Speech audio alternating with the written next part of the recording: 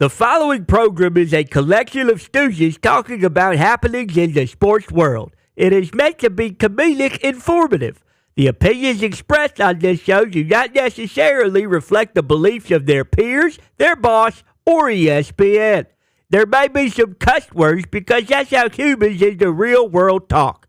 If you are young, please seek permission before watching any further. Hey. What? Let's go! This show stinks, and the fact that you listen, we are very, very thankful for it. McAfee on the line with a gorgeous assist. The all-time leading tackler for the Green Bay Packers. You ping! Stop! Damn it! Be a friend, tell a friend something nice could change their life.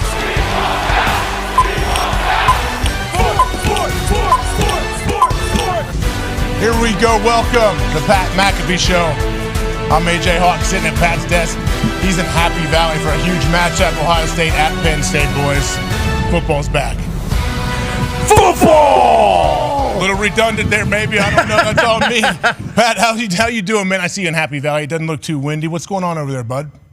It doesn't look too windy. I'll tell you what, there's quite a breeze here. And that breeze is a breeze that's bringing in happiness to Happy Valley because the fourth top 5 matchup of the college football season is going to happen on this pitch right here that has been freshly painted, freshly cut. It smells delightful, and the people of State College are excited for the biggest day of the year on campus when the Ohio State Buckeyes travel into town. College game day starts at 9 a.m. Eastern time. There's already people camping out at the stadium and at game day. I think it's going to be electrifying. AJ, I know you've been shitting your pants about these Ohio State Buckeyes for what happened in Oregon. Big time loss out there on the other side of the country. Then you get Nebraska, fresh off an ass beating from Indiana. Nebraska controls the rock, keeps Ohio State off the field. That becomes a close one. 21-17, very late they get a win. And now you're walking into a buzzsaw of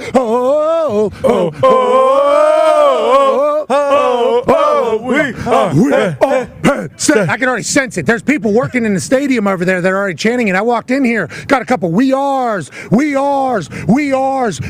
excited and elated that football is fantastic. Got a big show today.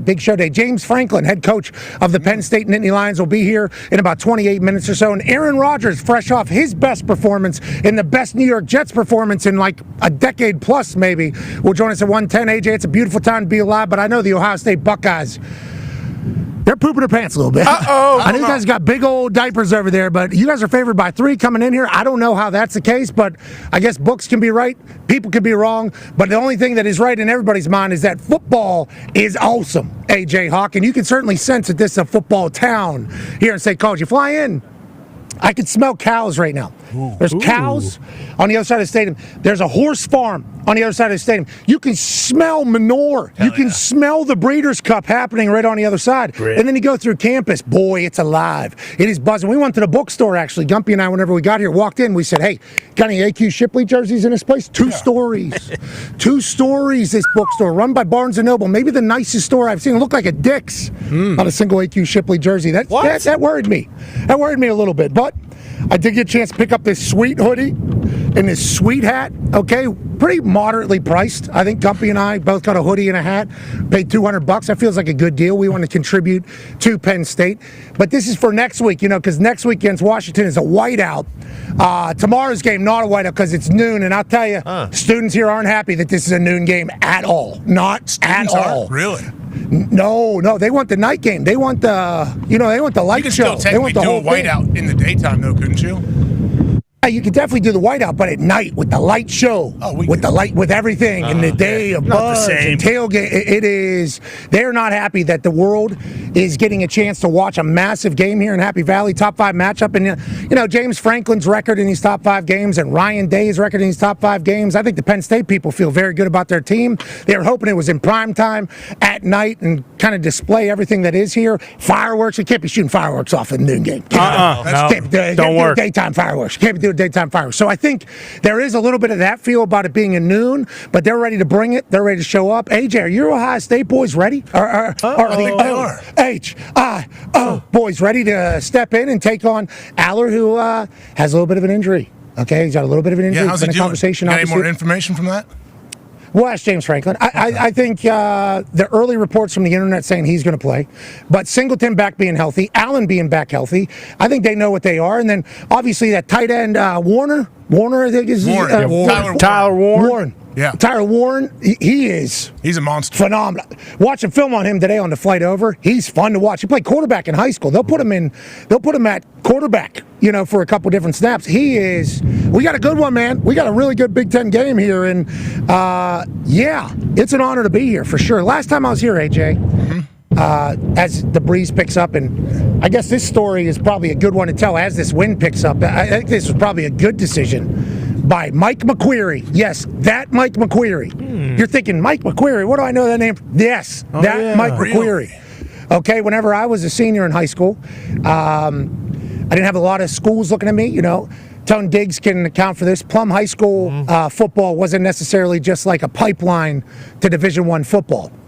So when I decided to start kicking junior year of high school, obviously had a big leg, did the whole thing. Didn't go to a lot of kicking camps, didn't know what the college football scouting world was. Remember, I was supposed to go play soccer. That was kind of the focus since I'm like 8 years old. Like, hey, this kid's probably going to be okay at soccer. We're going to focus on that. Even though I played great football, pickup football, backyard football throughout my entire life, was an NFL fan, obviously grew up in Pittsburgh, loved the sport of football, played a lot.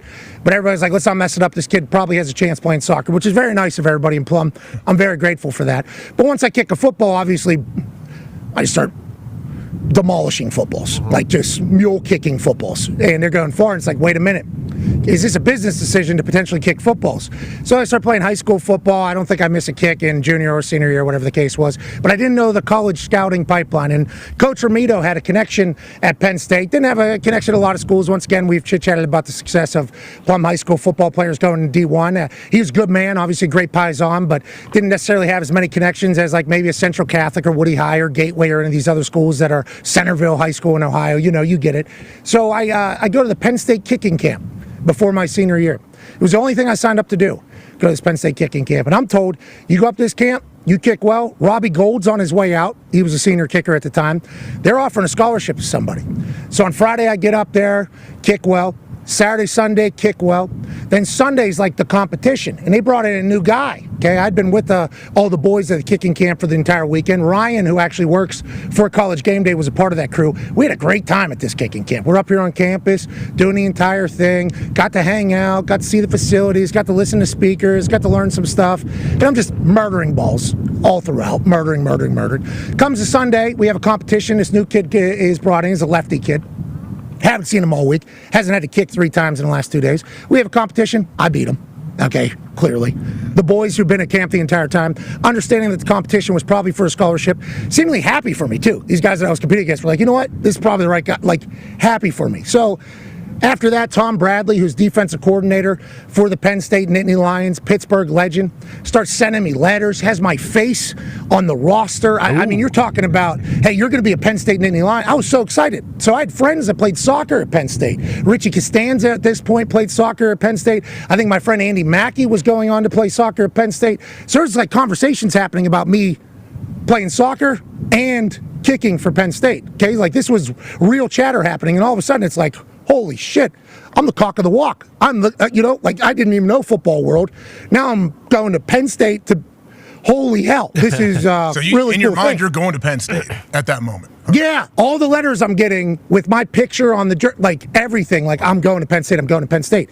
So then during the fall, my senior year, on a Saturday, and I think I had a soccer tournament that we blew off, like a soccer tournament we blew off to come on a visit up here. You know, my dad and I would drive all the way up here. Okay, it is a haul, it is a drive from Pittsburgh, not as far as like from West Virginia, Ohio. You get it obviously geographically, that's going to be further, but it was still a drive to come up here, and I thought this weekend was going to be the biggest weekend of my life. Like, here we go. Yeah. I get up here. We skip the soccer tournament. Come up here. We get a chance to see some of the Hall of Fame stuff. And then before we go into the game to kind of like experience it all, Mike McQueary pulls me and my dad aside, and I'm like, here it is. This is when it's all coming down. And Mike McQueary looks at me and goes, I'm not sure you're Penn State material. Hindsight, good news. At the time. But he says, I'm not sure you're Penn State material, so you're going to have to earn it. We're going to offer you a preferred walk-on. okay, here at Penn State. My dad looks at him and goes, "You think we can afford a loan to go to Penn State? Like, what do you think this is? We get in a car, we leave." Okay, that was one of the worst days of my life. Had blew off a soccer tournament with a bunch of soccer coaches. Talked to no other schools because I was just locked in on Penn State. I win the kicking camp. I think I'm going to do that. You're talking about like a very, very bad time in my life. Like very, very devastating. Very sad. I thought it was all over. I blew it with the soccer people. No football people even know that I exist. And the school that was telling me that I was going to go to them, that I thought I was going to go, just lied to me completely. So my negative feelings towards Penn State all radiate from that particular weekend. And I just got back here for the first time since then, really. And I'll tell you, with how windy it is, thank God I didn't have to kick. Yep. Thank God I didn't have to kick here. It obviously all ends up working out, but it's like this place, I thought I was going to be a Nittany Lion. I for months, I was like, I'm on Nittany Lion. Celebrating. I think my dad was even getting in on it, learning the songs, learning to dance like Sally McAfee. Not really the biggest fan of a lot of people, you know, in the world. Definitely not Penn State people. I don't think Sally McAfee is put on this earth to like, but she was even getting on board with the entire thing. And it was like one conversation in this stadium changed the trajectory of my life completely. So I guess it's a good thing with how it ended up working. But if me and AQ Shipley would have been teammates here in this campus, in this town, I'm not sure if it would have worked out for either of us anyways. No way. So it all ends up working out because it has to. But yeah, I was supposed to be here. And you're not Penn State material. Like, why would you have to word it like that? Yeah, well, I think Kevin Kelly who would go on to be a good kicker. And also, I think his father went to Penn State. I think his father's father went to Penn State. Sure. That is very Penn State, I think. And he was a good kid, good dude. I think he was quiet, worked hard. Like, I threw that entire kicking camp. I mean, I'm holding court. Obviously, I'm having a good time. You know what I mean? Like, I am exactly who I am all the time. So I assume they saw that as well. I was like, do we want to deal with this from the kicking side? Which hindsight, I can understand. But like Kevin Kelly gets that scholarship, and boy, I obviously hated Kevin Kelly for a long time. Long time.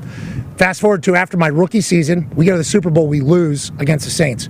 We have an offseason there, and I said, all right, I'm going to spend every dollar I have. I'm going to go travel the world. I'm going to have a blast. Everything I get invited to, I'm going to go to and enjoy it all. I'd be in New York on a Thursday, Miami on a Friday, California on a Sunday, and in Morocco the next Wednesday. In Spain, like I was living. Back in Pittsburgh for 4 days, living out of a suitcase. And we get back for OTAs, first day. I'm about 45 pounds heavier. I haven't even thought about a football. And Vinatieri was going through a hip situation, and Bill Polian, or one of the coaches, comes to me and Justin Snow, who's the snapper at the time, and was like, hey, can you snap and hold for a couple kickers after this OTA? We're just going to try to get some eyes on some guys or whatever for camp or whatever. I'm like, you got it. No problem. I haven't caught a football in months. You know, I've been literally just hammering booze from one side of the world to the other. Actually, one side of the world to the other. I go out there, guess who's kicking? Kevin Kelly. He's a lefty. I've never held for a lefty before, okay? And boy, there was a lot of times where he was about to kick where, you know, if you're holding for a kicker, if you just move the tilt like boom, like that, guaranteed miss. Like guaranteed miss. Or if you lean it right towards, oh shit. Yep. That'd be a bad hold too. You slip that thing. Yeah, that's a win. You lean that thing towards him, that's a guaranteed miss to his right. I tried my best on every one of those holds. I told him what the wind was going to do, and he had a pretty good day. And it was at that moment I kind of put a bow on it all, and I was like, good luck to this man. It wasn't his fault. I hope he does good. I hope he gets a chance to go on and have an NFL career, because obviously he was great here at Penn State, but I don't even know if he knows that, but boy, I hated him. And then I met him. He was a good guy. He was a great guy. He was a really good guy. He kicked well, and that's kind of my Penn State story in a nutshell. But getting back up here, you can feel this place loves football. We got a chance to talk to the athletic director just a few moments ago. His name's Pat Kraft. Played linebacker at Indiana University. Ooh. They got a linebacker. Yeah. They got a linebacker as the AD here. That's love that. Okay. Rare. Yeah, I like that a lot, and I think they're doing some renovations here. I don't know what's all public, so I don't want to, kind of out anything. But they're spending hundreds hundreds of millions of dollars on this stadium, I think, to continue. 111,000 people going to be here tomorrow. It's going to be a new record, they said. Whoa. It's going to be a new record, but they're looking to really grow here. So it's an honor to be here, thankful to be here. Should be a fun weekend, and Ohio State doesn't have a clue what's coming to town. You know what I mean? What they're coming into. Yeah, we'll see. I tell you what, they used to have like an unbelievable walk from the visitors' locker room to the field. You're walking, there's like one little baby rope they're holding up, keeping you from the fans. I think I've even heard Urban tell a few stories about like walking from the locker room to the field at Penn State. I would imagine it's still pretty similar where you're kind of walking through the crowd to get there. I would think so. You know, a lot of tradition, obviously. A lot of tradition here. And you just think back to, I grew up in Pittsburgh, and we got too many Penn State people around us. Yeah, it's only 3 hours away. So, and Penn State, Pitt and West Virginia have their fan bases, and West Virginia is bigger than Pitt just because Pitt doesn't get that many just because of the Steelers being in town. It's more of a pro-town city. But, Penn State, I think there's more Penn State fans in the city than I think maybe any other college, if I had to take a guess. Gross. And they're very proud. They are a very proud bunch. They are a very, very, very loyal bunch. And they know, if they win this game tomorrow against Ohio State, it's like a 97 or something percent chance they make it into the college football playoff. It's like, okay, this is a fucking college football playoff game tomorrow, basically, is what's happening here. And it just so happens to be old school, Big 33 rival, Ohio State coming to town. It's a beautiful thing, AJ. It is truly a beautiful thing to be a part of. And I'll tell you what, flying over Pennsylvania's great pilots. Let me tell you about that. Really? Okay. Love it. Great pilots. I think we Don't always. What was it, Mach 10 you think we hit? We hit Jesus. Mach 10, I think, Pretty Gumpy? quick. Absolutely flying. Yeah, I think it was. We're pulling some G's on the way out. Okay. I get an email, obviously, the day before, or text, I'm sorry, from my lady Karen, plain lady Karen. She's the best. Greatest on earth at her profession. I think she would be good at anything. She's great. Karen is her name. She's the best. She sends me a text the day before. She looks ahead. She schedules it all. We don't have to really do anything. It's awesome. She's a hero. Thank you, Karen, for everything. She sends me a text, how long the flight is, what FBO I'm flying into, and basically some projected takeoff times because of the weather and wind and yada, yada, yada. You get it? So I get a text yesterday. She's like, hour 35, hour 40. I go, okay, no problem. So we agree that's like 7 a.m. takeoff. 7 a.m., 7:15 a.m. takeoff. I get there a little late, had a great morning with Mackenzie after a great night of Halloween with her. I mean, love that. That's so much fun. Her as Bluey going by the grandparents' house. I mean, it was so cool. So I got a little caught up this morning with the wife and Mackenzie, so a little bit later takeoff than expected. We get on the plane. I think we're screwed, because we're too far late. Pilot looks me right in the eyes. He goes, 50 minutes, we'll get you on the ground. I said, 50 minutes? Whoa. 50 minutes. I said, I heard hour 30, hour 40. He said, we got good wind today. So then we get up in the sky. Okay, we start rolling. It's like by the time Gumpy and I got into fourth song, maybe fifth song, we're already putting beep beep. We're going in for landing. It was like 45 minutes. Oh, I don't know how shit. We hopped in a time machine on the plane this morning, and it was like a great setup for the entire weekend, the entire day. Vibes are high. Now let's talk about what happened last night, AJ. Speaking about vibes being high, if you're Aaron Rodgers and New York Jets, boy, what a relief that second half was. But also, what a time for Jets fans to maybe believe again. I mean, whenever you're talking about one of the nastiest catches in the history of football and Garrett Wilson, and I don't have a clue how that was a catch. Come on. I still don't fully comprehend. Nope. Because in the shin bone connected to the knee bone. Yeah. Because if I put my toes down and then my heel comes out of bounds, that's out. Thank you. But Yep. but shin to knees, whatever the case, I'm happy they counted it, and maybe they did acknowledge this is too filthy. This is just, we got to call this. Can we call this a touchdown? Let's call this a touchdown. This is sick, obviously, so insane. Great body control if you count that as being in. The catch is absurd. The throw is awesome. Just so much greatness there around that particular play. But what Garrett did, what Devontae did, Breece Hall, Aaron making checks, the defense smothering C.J. Stroud. All of a sudden, if you're a Jets fan, you can find reason to think we can go on a run again, AJ. I legitimately believe that. Devontae goes into the locker room for a concussion protocol. I didn't know that happened. I thought he go into the tent. He goes in the locker room, 20 minutes, comes back, scores a touchdown. Okay. They were booing and chanting, sell the team in the first half. And by the end of it, they were chanting cayenne pepper. This fan base has been been obviously on a roller coaster. Last night was no different. But if you're a Jets fan this morning, let's go, AJ. I think they can do it. Why not? We got a lot of season left. Yeah, I know Aaron will be with us here around 1:10 today, but yeah, right here, Jets fans have to feel great about Devontae here. Aaron looks out, he sees Devontae most likely in a one-on-one situation. Here we go, absolutely. The touchdown kind of ceiling throw right here. But you're right, going back to Garrett Wilson's catch though, Pat. So what is it? One shin bone equals what? One shin 2 bone feet. is like 2 feet? Yeah, it's like a knee. Is it forearm? Knee, elbow. No, I think forearm counts as 2. I think an ass counts as 2. Yep. But I think the shin only counts as 1. But so I think it was foot shin counted as shin. 2. Okay. Yeah. If But it was same- Same foot, foot, Same same leg. shin. That's what's weird. Same foot, Same same leg. shin. That's what kind of threw me off. yeah, but if it was 2 foots, that's not 2 feet. Are they gonna 1 change it, foot, though? 1 shin. Are they going to change the 2 foots so it's 2 foots you're in? 2 of the same They one? have to. I mean, Jason Kelsey at halftime nailed it on Monday night. He was like, so hypothetically, guy catches a ball, hops one-legged for 5 yards because it can't get the other leg down for whatever. That was never a catch. What do we? Yeah. How do we kind of, maybe it's 3 hops on 1 foot equals 2 feet? I don't know. Come on. That should get clarified. And it seemingly never ends with these catches on what's a catch, what's not a catch. These rules are so ticky-tack, like what's real, what's not. I'm happy that was called a catch because it's legendary. And I'm happy Garrett Wilson got to have that night that he had last night on primetime. Because if you go back all the way to the beginning of his career, this guy's always potentially been a lightning rod. You know, always had a chance to be great. Was great with a bunch of quarterbacks that, you know, I don't even think we can list them all that were potentially thrown to him in a building in a franchise that was kind of completely in disarray. Now he gets Aaron Rodgers for the last 2 years. You think he's going to have breakout. This guy's going to become a superstar. It is taking a little bit, but last night, Garrett Wilson told everybody, yeah, it wasn't just the Gare, A-I-R, it.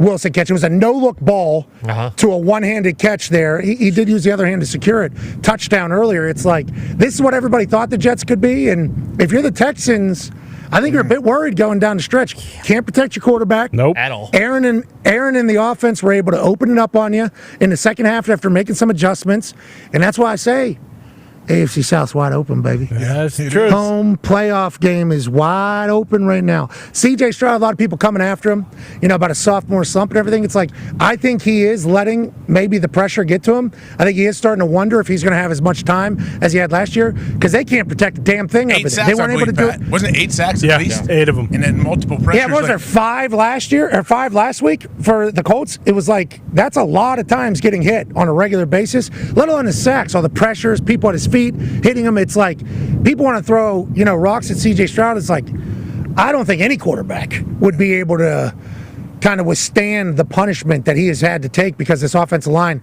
can't figure it out. And what did A.Q. Shipley, Penn State legend, say the other day, con man? Didn't he say that's like their starting O-line too? This isn't like injuries or anything. These are their guys not being able to block shit. Yeah, no injuries. Guys paid. I believe the left tackle and right tackle both paid. Obviously Tunsil and then Howard, and then they traded for Shaq Mason. He's a top pick from New England, and then I think the other guys as well. It really is one of those things where I don't know if they can't get open on the outside because Tank Dell had a great day, but without Diggs and Nico Collins, it's one of those things where if you are a Texans fan, you've been bit by the injury bug. CJ Stroud's getting killed. Joe Mixon's great. I mean, He looked awesome. They were running the ball real well with the O-line, but when it comes to pass pro, I don't know what the deal is with the Texans, but they're not getting it done. And the Jets found something. They are buzzing over there right now. Quinnen Williams, I think I said yesterday he's going to have a big day just strictly off of what DeForest Buckner did the week before. It was like he did. Game record. You know, Quinnen had a big. Hassan Reddick, 8 pressures or something like that, I think. It's like, welcome to the Jets, Hassan Reddick. And I think, listen, Coach Brick saying all the right things. Aaron's saying all the right things. Everybody's saying all the right things Schedule after lines that up game. too, Pat. Schedule kind of lines up well for them. We checked the history as well. Just a little tidbit. I don't know. Well, Schedule. A little bit. Anyways. Rodgers, when they were 2-6 with the Packers in 2016, to go on that run where they won all those games, they did beat the Texans 21-13. Same exact thing as last night. So just hashtag stat that. Hashtag stat that. Hashtag stat that. Look out. He leaves? It might start right now. Yeah, this might be. simulation? What are we He doing? might have gone back into the darkness and saw the history of what he used to do and what they did do. And this might be the beginning of a long run for these New York Football Jets. I hope so. That'd be good for Tuesdays. Now, He'll be joining. Be great for Tuesdays. For everybody. For him too. He wants to win. They all need to win. Well, last night he talked about it to the Amazon Nightcap show. What's Nightcap? I think is what they call it. Yeah, post-game nightcap. Yeah. Ty, I can't believe you have a voice.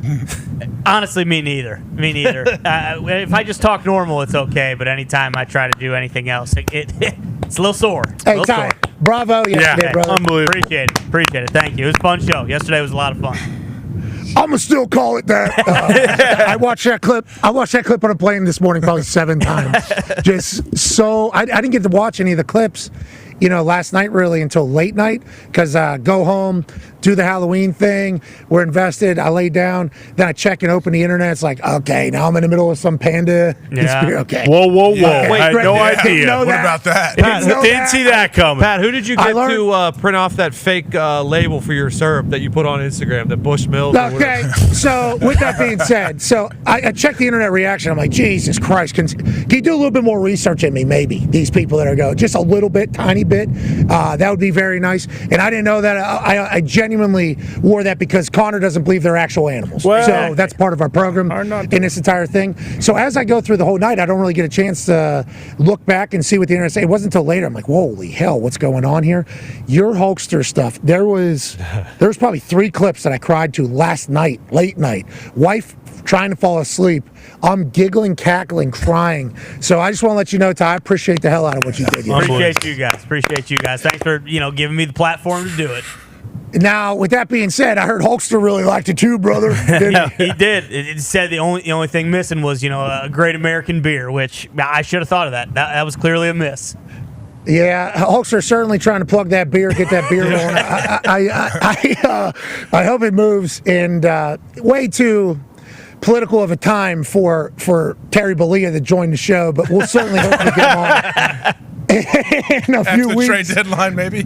After trade deadline, we will have Terry on in it all. But go back to last night, after watching that game, it's like I could sense that Aaron understands that there's a long road still when he was talking to Fitz and Tony and Sherm and the boys and Carissa was dressed up like Travis Kelce, and him and Brick obviously get along. That was another push to the chest. We're not hug guys here. Shout out to Salah. I think they were giving paying homage to Salah as opposed to people are saying he's talking shit to Salah. I don't think that's the case at all. Yeah. We'll hear from him at 110. Also, there's a moment with D'Amico after the game that's making its rounds. We'll talk about that at 110 with Aaron and all.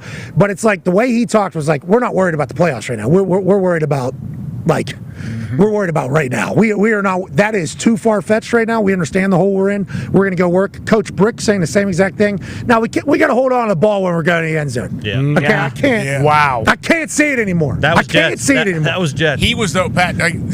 Corley. So we talked earlier like this. He was genuinely so excited to score a touchdown. It wasn't like, hey, I'm showboating here. I'm going to drop this ball like we've seen in the past. I feel like this was an innocent. It was his first touchdown ever in the NFL. Obviously, still yet to get that. After this. Second ever carry is a rookie. Now, you've made it through football to get to the NFL, so just saying rookie doesn't necessarily excuse you.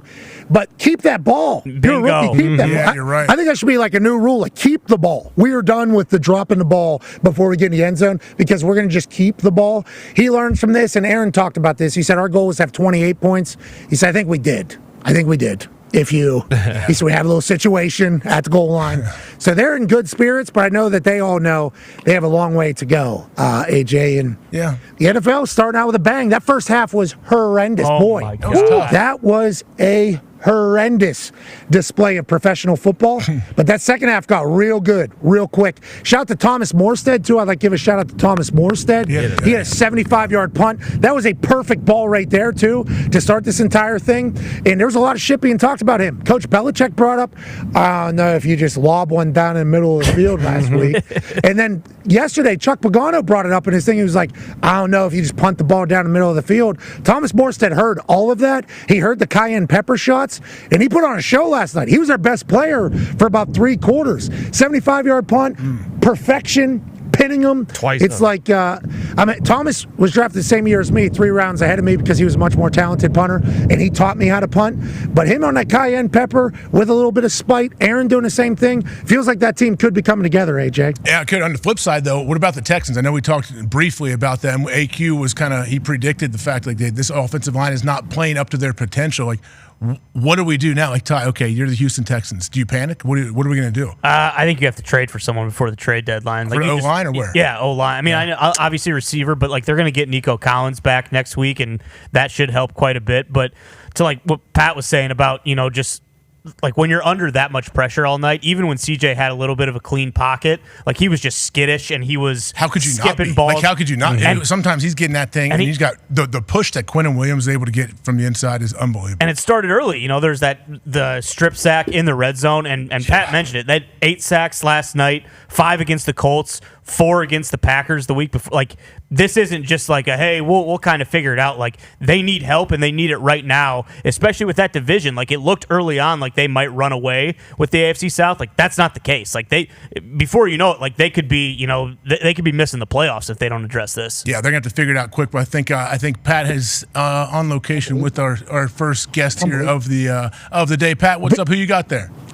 Ladies and gentlemen, the head ball coach of the Penn State Nittany Lions, James Franklin, man. Yeah, coach. Appreciate it for you back in Indianapolis. I appreciate it. And outside there, they're clapping for you. At the cow farm down there, the horse farm, they're all clapping for you. I love it. This is a magical place. You can feel it whenever you get here. How awesome is Happy Valley on this type of weekend? I'm sure you can sense the excitement. How do you feel one day before? I don't want to put this pressure on you. All the stats people, you win this game tomorrow, like a 98% chance you're in a college football player. You don't need to think about that. Obviously, you don't need to think about that. But how? But you're gonna say it. How is the energy, though? How is the energy? How do you feel? Well, let me say this. First thing, I love your energy. I think I'm an energy guy, so I had like 14 cups of coffee before coming over here to match your energy.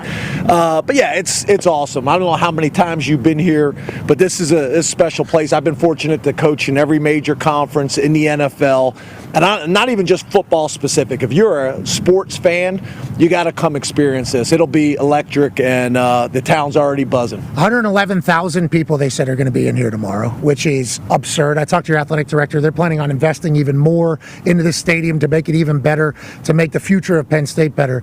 And everybody's talking about everything that has happened with your Penn State teams. I want to talk about this Penn State team. Feels different. Can we talk a little before we get into that? Because can we be friends again? Because West Virginia week, you were talking a ton of trash, and then I was like being really positive about you and your show. I was being really positive about you and your show. Well, and we then heard you kinda, it. No, that's not what but happened. now you're in town and we're best friends. No, well, we can not be if you'd like to be. I could pick Ohio tomorrow if you'd like me to do that. But Said we like Penn State. Whenever you said the bulletin board material, that was the only clip we saw. So we got offended that you didn't take it as us just talking shit as if we had to.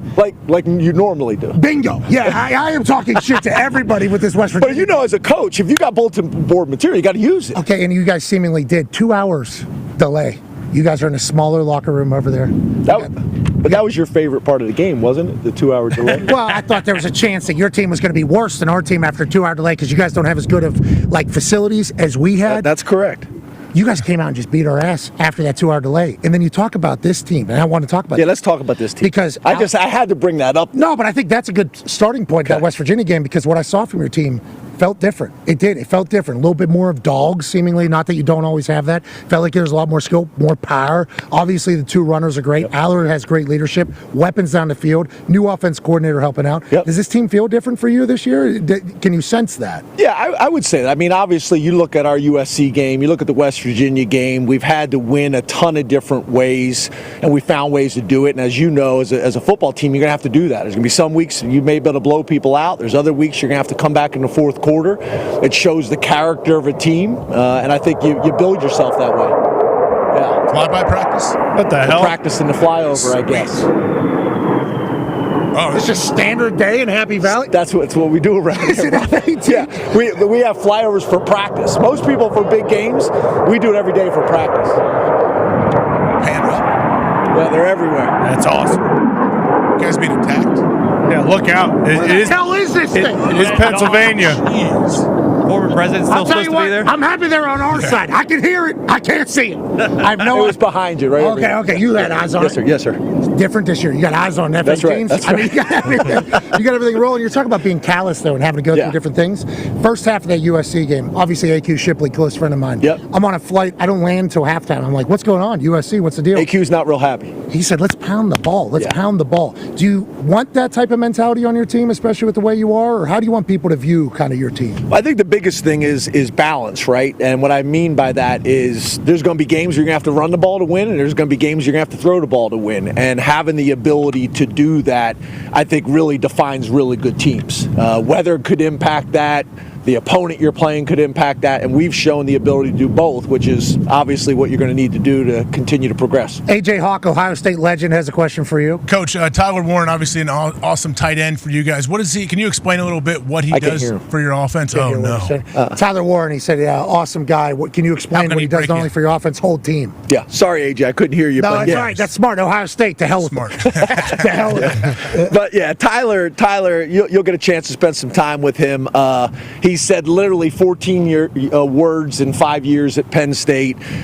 He's a blue collar guy. He was actually when we first started recruiting, he was committed to Virginia Tech as a quarterback, and I think that speaks to kind of the type of player he is. And what I mean by that is, our offense coordinator is doing a heck of a job in being really creative, but you better have a player that can do those types of things. He can take a snap under center, he can do the cadence, he can throw the ball, he can run the ball, and when you got a smart player that's also athletic enough to do those things, that's when you can really take advantage of it. Penn State, very much known for defense. I mean, that is just historically, this is linebacker U, we got to be tough, it's Pennsylvania, all that type of stuff. How do you feel about your defense going against these weapons that Ohio State has tomorrow? Yeah, it's always a challenge, right? Wide receiver, they always have some of the best wide receivers in the country. They got 3 of them again this year. They got true freshmen that's probably like nothing we've ever seen in college football as a true freshman. They got 2 tailbacks, one that we've already faced when he was at Ole Miss.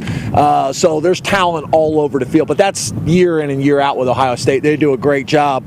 As you know, it's always going to start up front. We're going to have to do a great job with both lines of scrimmage to hopefully limit the impact that those guys make. This is the 4th top 5 matchup of college football already, which is awesome. College ball is showing up in a big way, but it's still early in the season.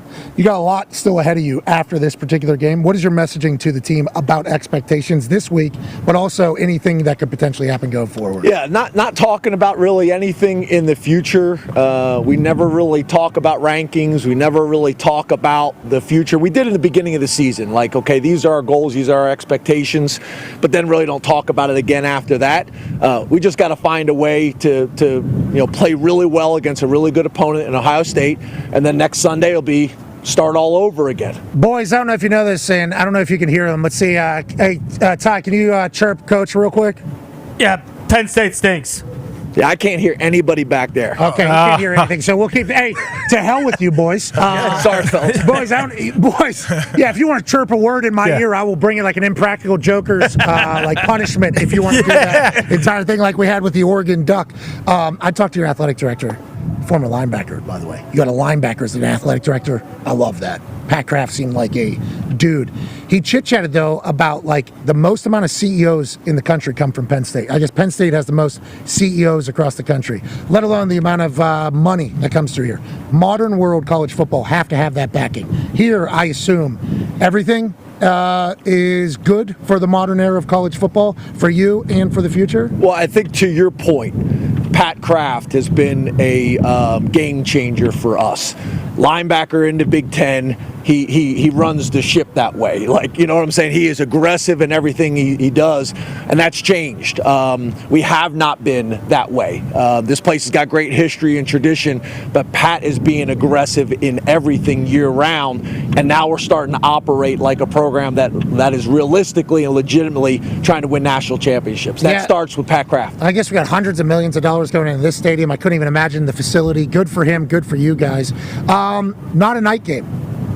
I guess students not necessarily thrilled about that because they want to showcase what they are to the world. Is that what you think it is, or? Well, I think what happens is if you look at us historically, Ohio State and Michigan every other year has been the whiteout, and it's been at night. Correct. It's been at night. So this is not what we're used to.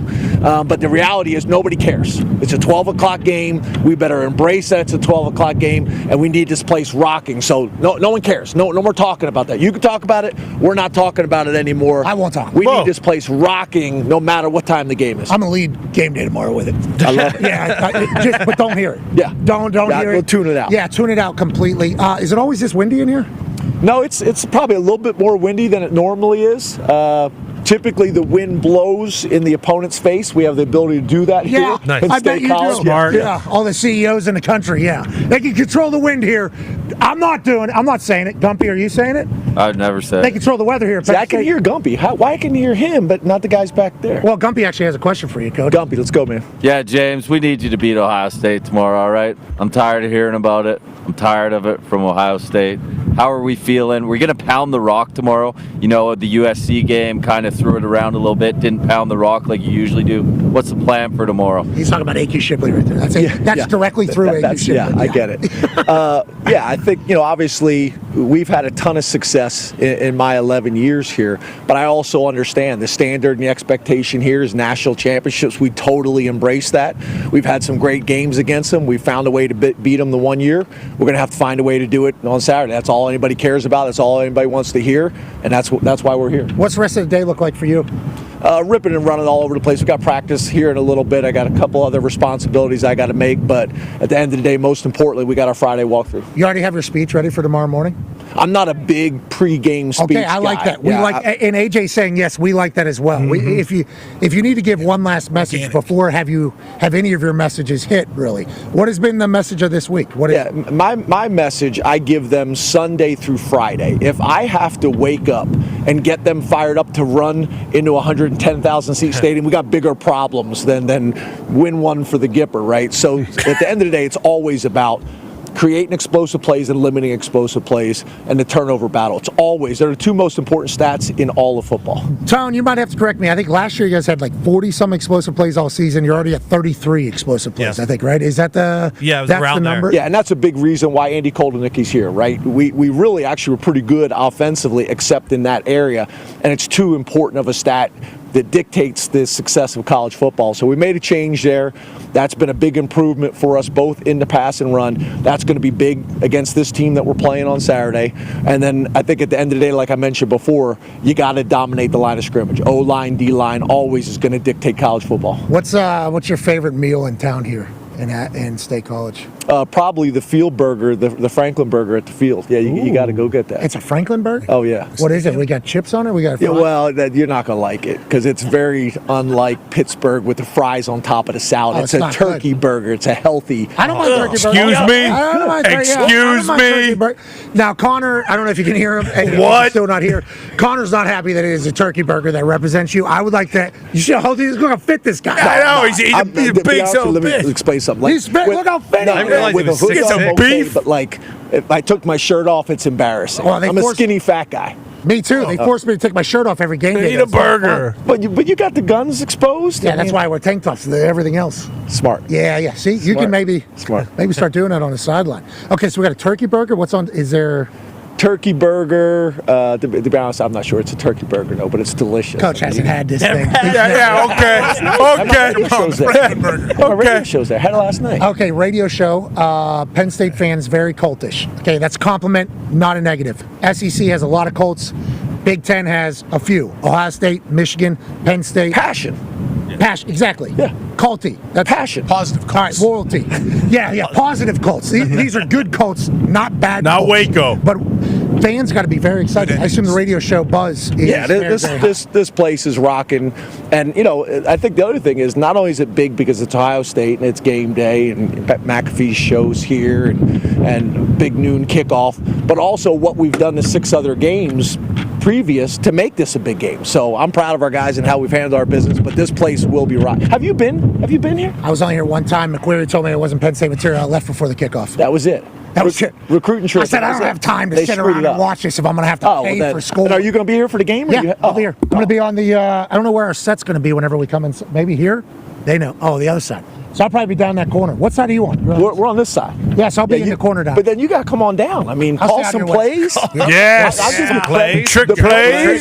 touchdowns are all yours. They're yours. I'll get a headset. They're yours. I'll do the whole thing. Yeah. What is your normal game day vibe like? Because Me? remember, I have seen you. There's been some moments here. Yeah. I'm an emotional, I'm a passionate guy, but I think the older I get, I try to kind of be a little bit more balanced. But yeah, I get fired up. We like the passion, though. Yeah. I don't like whenever people, because then the players too. But Is this guy ultimately, even with me or not? But ultimately, you got to stay true to who you are, right? So I think that's the most thing. Is you got to be authentic. And I'm an emotional guy in both directions. So that's who I'm going to be on the sidelines. Man, Coach, we appreciate the hell out of you. It's a shame you couldn't hear from the Ohio State guy. That's what I'm saying. I would love to talk to the guys back at home. He had just know that they love you. Right, boys? Thumbs up? That's a great question. It's a little slow with the thumbs coming. Yeah, I don't know if there's a delay. I think Connor was like turkey burger. I mean, I'm turned that something 50-50. sideways. Yeah, I don't know. Sorry, guys. I appreciate you. I didn't like what you did to West Virginia. We're supposed to win. But we're past that now. Like, we've grown. We are. You had your feelings. I had my feelings. You kind of used that as material on the show. Took some shots. No, I didn't take any Yes, shots. you did. That's what you do. That's what you do. I did the same thing with my team. Bulletin board material. So we both won. Everybody won. Just so I know, what we were saying, because West Virginia was going to win national championship going in. That's not funny. Still a chance. Still a chance. There's a road. Still There's alive. a road in Big 12. And then we're going to do Just so you know, you talk about pregame speeches. I didn't say anything. I rolled a TV out, like a substitute substitute teacher. I showed you talking shit, and then we ran on the field. And then you guys. But that was at halftime. I didn't do it but I didn't do it till after halftime. That's when. Yeah, 2-hour delay. Boys are getting bored. Hey, why don't we turn on a little local show here from yesterday? Yeah, because you had that place rocking. It was going crazy. Dude, I did not expect that. Well, come on. I genuinely did not. Yeah. Every time it happens, I get surprised by it, but that place was, cool. a buzzsaw. And I don't even want to dive into West Virginia right now. On the up and up. Kind of stole all of our happiness. I just want to you did it. Let's talk about happiness. Keegan Michael Key. Yeah, my guy. Guest picker tomorrow. Yeah, my guy. You and him get along very well. Yeah, so he came out. He's a Penn State grad, got his master's degree here, and came out to be the grand marshal of the homecoming parade. We met. We kind of hit it off. He came and did the deal with the team, which was phenomenal.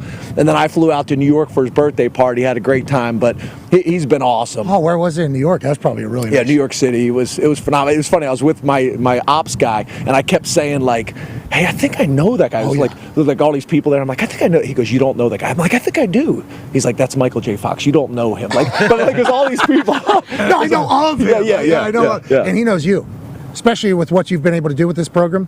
And I think with the new alignment and everything that's happening, and the 12-team playoff, and Pat Kraft, I think we got nothing but bright, sunshiny, windy-ass days here in Happy Valley. Congratulations, and thank you for stopping by. I appreciate it. How do you spell that? What's that? Program. PROGRUM. Just like it sounds. Love that. What do you say? I say program. My dad's from Pittsburgh, Hill District, Bedford Avenue. I didn't know that. Yeah, man. Were you? He was. I grew up just outside of Philadelphia, but you were on the wrong side of the state. Depends how you look at it. But see, well, you're the Penn State coach is perfect, right? Dad's from Pittsburgh. I grew up just outside of Philadelphia. Hill District too. Good place for your dad to be from. Bedford Avenue. Yeah, whenever you're recruiting, I think no that's doubt. a great spot. There's no doubt. And then Philly as well. Absolutely. And I wish I could have been here. I wish I could have been a Penn State alum, but if we do it all over again, we would. Damn shame.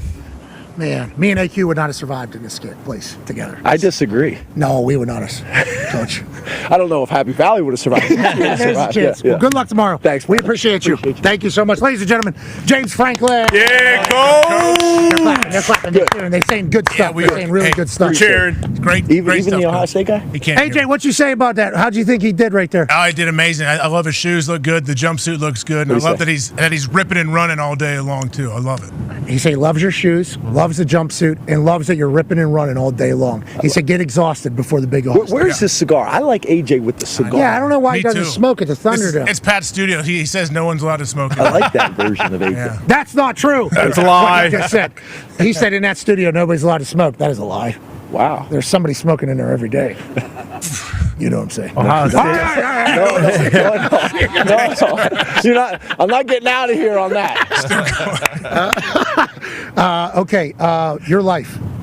You win tomorrow. Yes. Obviously, that's the mindset. Are you recruiting? Like, how many recruits are coming in for this one? Big one? Yeah, we got about 150. And usually, I'm out recruiting right now. I've gone out every Friday of the year during the day. Then I usually fly back for practice. I usually fly out for a game. This is the first Friday I got to sleep in this morning till 6 a.m. It was awesome. Okay, well, enjoy it all, man. 150 recruits are about to see a great show from these fans and from your team. Unrivaled. Unrivaled. Is that your? They started that when I first got here, but it wasn't really my deal. It's a good name, though. But what's good about it, it comes from the fact that we're not an original Big Ten team, so we don't really have a natural rival except for really Pitt geographically. But like even when we played Pitt in that 4-game series, we hadn't played them in 30 years. So it's hard to say it's hard to say that you're a rival and you haven't played in 30 years. I think Pitt, West Virginia, and Penn State should play each other every year. Yeah, I think so. Let's do it. Yeah, and with the new world, that should be able to happen pretty easily. Let's do it on the same weekend. Let's do a round robin. Let's put Pitt, West Virginia, Penn State, and just by quarter rotate. Yeah, you know who's going to win that. You know Penn State. You're wearing the white, man. It looks good on you. It is pretty sweet. I mean, the hat. I think the hat was like $60. You guys run a good operation. And then NIL. The hoodie. Yeah, look at you. I mean, it's a little tight on my big dome, but I'll say it felt good when I put it on. It looks good. It looked good. Well, hold on. Thanks, bro. Yeah. Why did you wait until then? I didn't know how close we were. Remember, we did the whole shit talk thing. But I can't wait for that. Oh.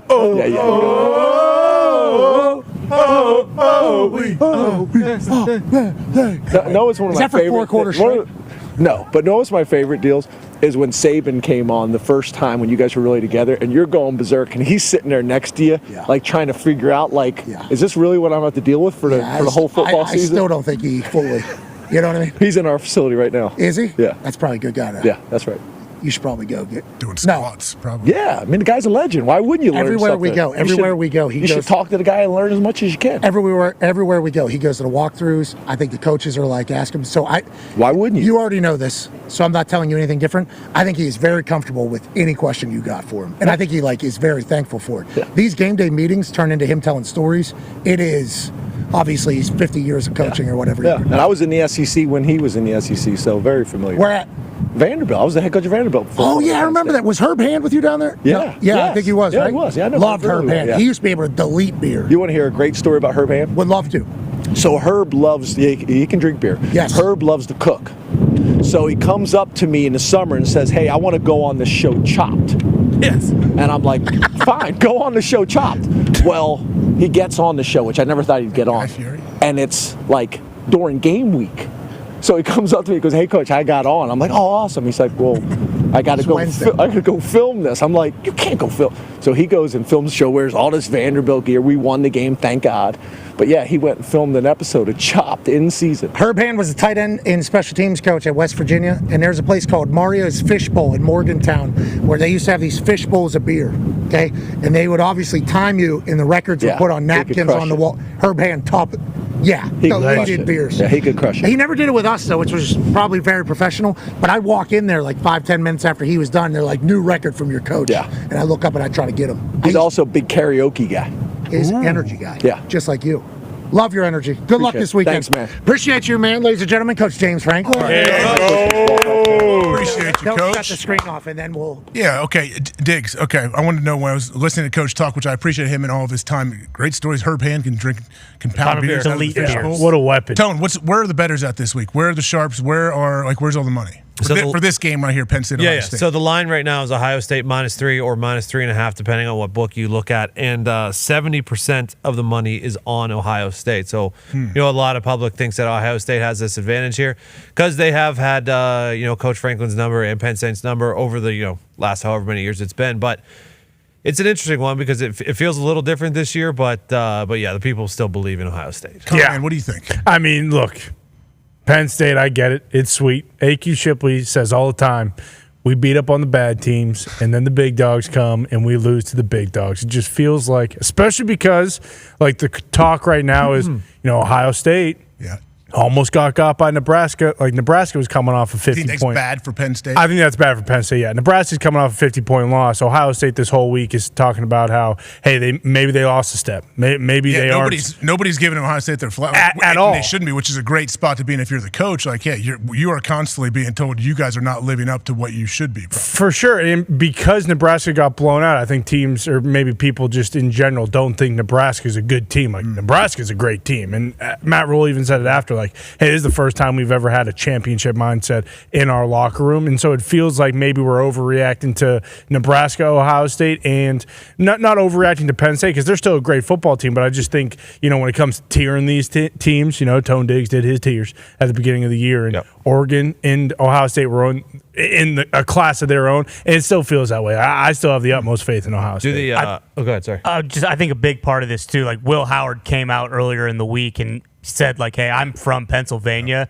I wanted to go to Penn State. Like, they didn't want me. They didn't think I was good enough. So I think, like, especially after what happened at Oregon with him sliding and not really knowing the clock situation and them losing that way, like, I think he's probably going to be rearing to go. And you would assume, like, it's from all, I mean, you would know better, AJ, being in Columbus, but, like, his teammates have kind of really taken to him and they love him. Like, I think they're going to want to show out for him as well. Like, I would expect Ohio State to be very ready to go for this one. Yeah, I think they will. I mean, how do you feel about it? Like, I feel great. I feel great that Ohio State's coming off of that close victory against Nebraska. Like, I look at that as a positive almost. Hey, they didn't roll through them 60-0, but they faced some adversity. When they needed to play, they needed to drive, they did it, and they ended up winning. If their defense could continue to kind of play on the other side of the line of scrimmage, get a bunch of TFLs, hopefully get pressure on the quarterback, I think Ohio State's fine. They got tons of talent everywhere. Are they missing anybody? Or is there anybody else? The O-line is down their top 2 tackles. I know that's the national narrative worry about the Ohio State in this game. I don't know if it is locally. No, because it's next man up. Everyone next 5-star. The guys behind you are 4 and 5 stars. But next man up's a guard. Next man up is a guard. Aren't they moving a guard over to tackle? But the guard that played tackle in high school, I'm sure, for the majority of it. But that's the thing, though. Like, it doesn't matter. Everybody wants their chance. Everybody on that roster is a highly recruited guy, most likely. So yeah, they all. I think you're expected to step in and hey, business as usual. Well, and I respect and appreciate that as player and as team pitching that. Just like James was like, nobody cares. It's a noon game. Yeah. Nobody cares. Mm-hmm. Okay, it's a noon game.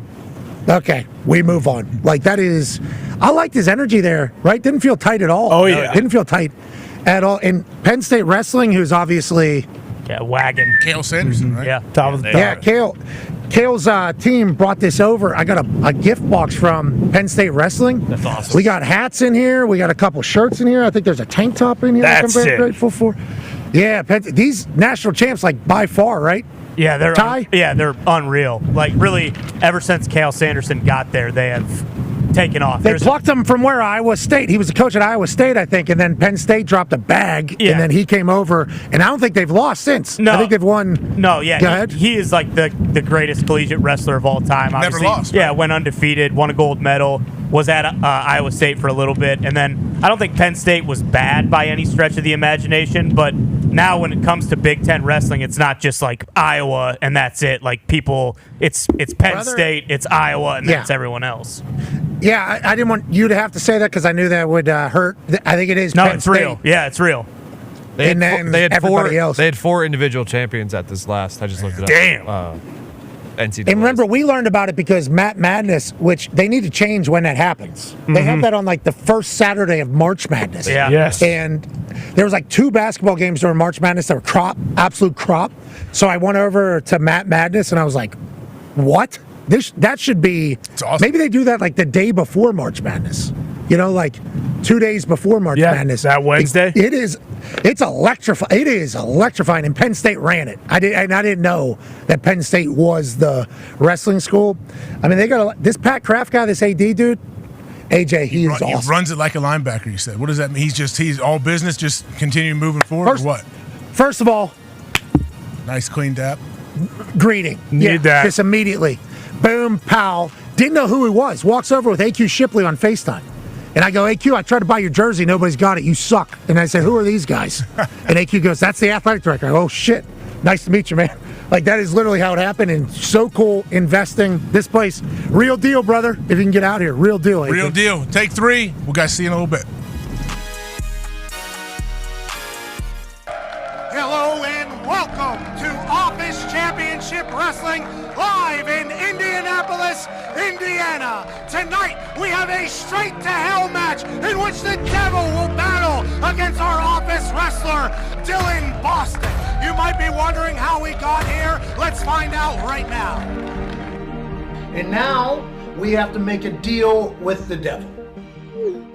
Yeah, no big deal. Classic trial by combat situation. We got our champion, Dylan Bostic. All he's got to do, win the match, 1, 2, 3, and we're home safe. The only man that would take the job to protect us from the Devil himself, Dylan Boston. Like you mentioned, Pat, there's probably about 5 or 6 other guys we'd rather have in this position, but we'll take Bostic, I guess. Not only are all of our souls on the line, the Office Championship Wrestling Championship, presented by Natural Light, is also on the line. Jesus, the Devil's trying to put Bostic right to hell! I do not want to go to Good God, hell! no! Don't do Good it! God, no! Come on, Bostic, Pat! Oh, no! Oh, my... I'll see you in hell, Pat. The goddamn Easter Bunny's out here! What the hell's he doing here? The Easter Bunny is obviously here to help Dylan Bostic. Wait a minute. No! Oh, no! The Easter Bunny's been on the Devil's side this whole time. Jesus Christ! Jesus Christ! Jesus What the hell's Christ! Jesus Christ doing here? The power of Christ is compelling Dylan Bostic. Look at this, Pat! Jesus Christ is bringing Bostic back to life! Jesus is going insane! And now Bostic's kicking wholesale ass in the ring! Jesus Christ has come to help Dylan Bostic defeat the Devil and defeat the Easter Bunny. What's gonna happen here? Good God Almighty, it looks like he's going up in the scissor lift! Jesus is lifting the scissor lift. Jesus is now telling Bostic to come down from Don't do it, Bostic! Don't do it! Oh my God! Bostic's dead! He's dead! You can't tell from home, but that scissor lift is about 8 stories up, Pat! 80 feet in the air! Oh wait, he's tuning up the bed! The Devil! Super kick! Into the casket! The Devil goes down! The Devil goes down! Shuts the casket! And Back to that's hell! The Devil goes straight back to hell, where he belongs! it! With the assist from Jesus Christ of Nazareth! Dylan Bostic saves the PMI office's souls and wins the OCW championship. The following program is a collection of stooges talking about happenings in the sports world. It is meant to be comedic informative. The opinions expressed on this show do not necessarily reflect the beliefs of their peers, their boss, or ESPN. There may be some cuss words because that's how humans in the real world talk. If you are young, please seek permission before watching any further. Hey, What? let's go. This show stinks, and the fact that you listen, we are very, very thankful. McAfee on the line with a gorgeous assist! The all-time leading tackler for the Green Bay Packers. You pig! Damn it! Be a friend, tell a friend something nice could change their life.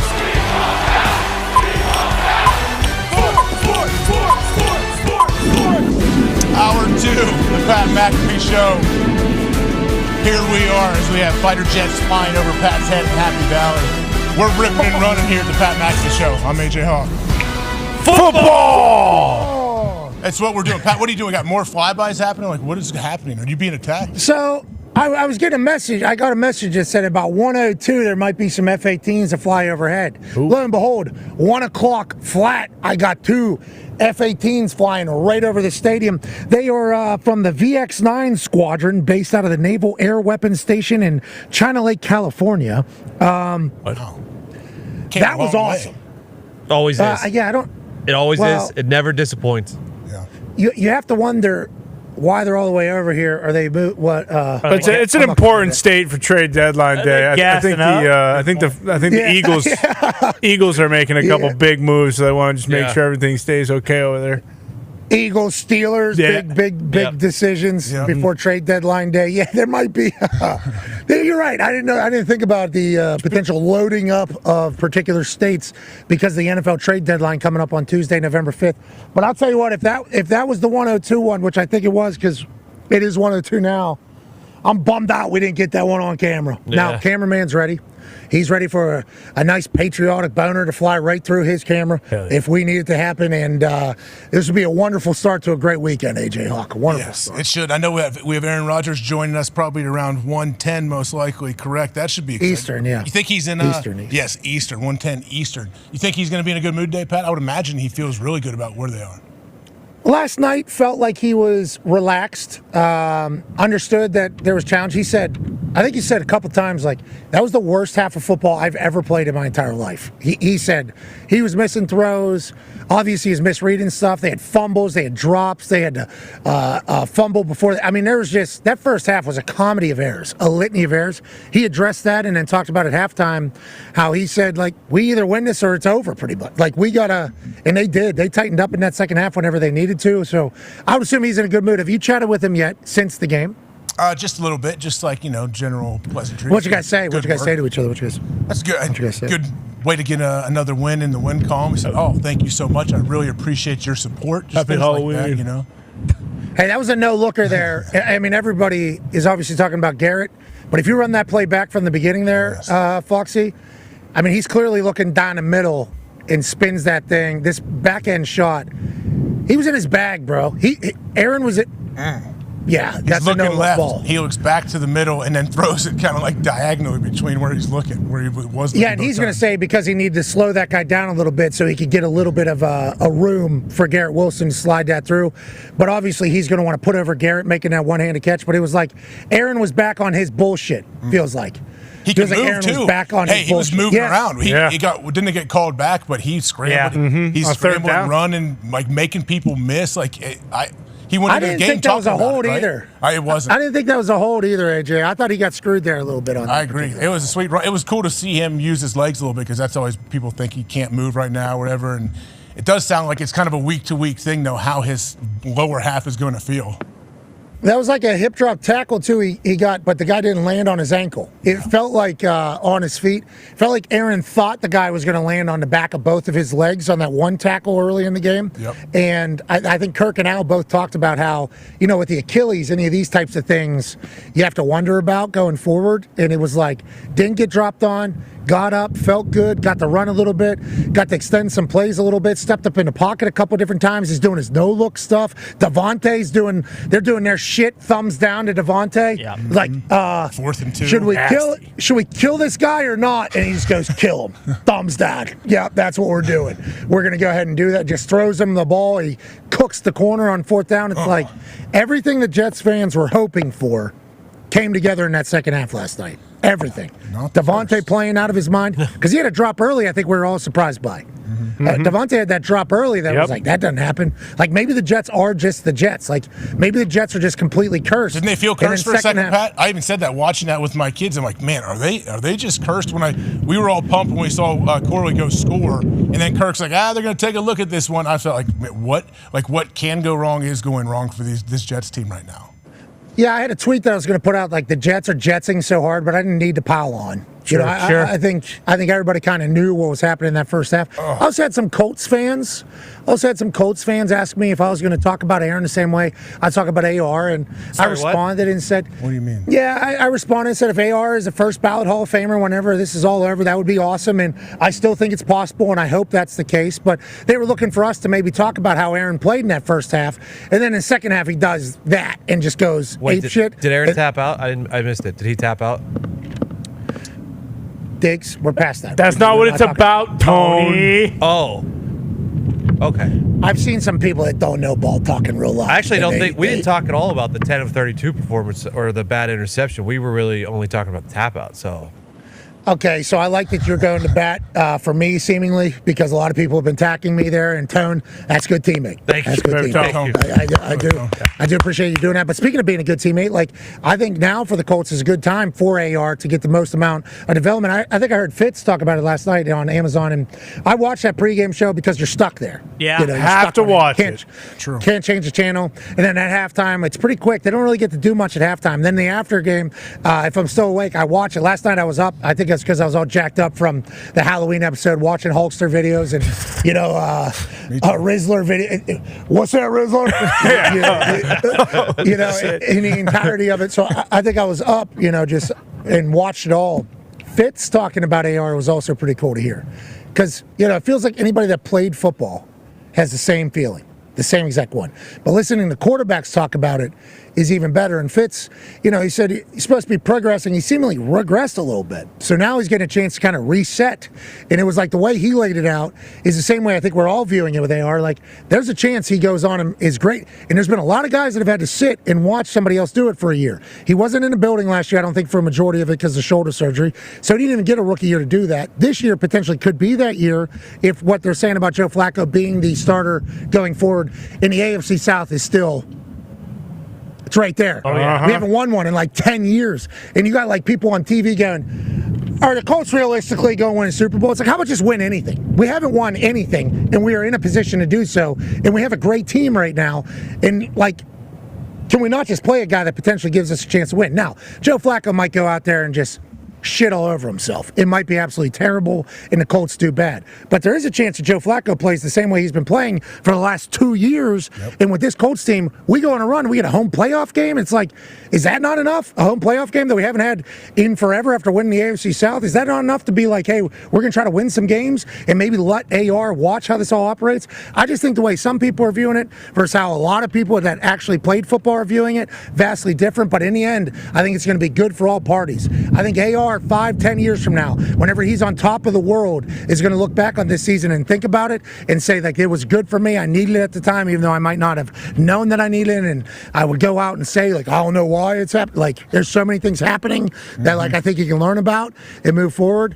But, like, Fitz reiterated it. I think I'm very excited for the future right now. Very excited for the future of the Colts and the current. And I know that not a lot of people are feeling that way. Yeah, and also, like, look around the league. Like, Sam Darnold, Geno Smith, Baker Mayfield. Like, there are so many examples of guys that, whether it's in Indianapolis or not, hopefully Jared it is Goff. in Indianapolis, Jared Goff, where, like, it does take some time for a lot of these guys. And for those guys, the situation wasn't great. We all love Shane Steichen. Like, it feels like Shane Steichen's a great coach that he will be able... Bad call before half. Bad call before half. That was a bad play call before half. Yeah, that was Coach Stinking. That's gonna happen sometimes. But in general, Steichen is great, and it feels like he will be able to develop AR. And they've been running that press clip from when they first drafted Anthony Richardson, where Ballard and him are up there, and they're talking like, "Hey, we don't expect this guy to come in and be Superman right away." And granted, he did start immediately for the Colts last year, and this does feel like the time where he'll get some time behind Footsteps Flacco, who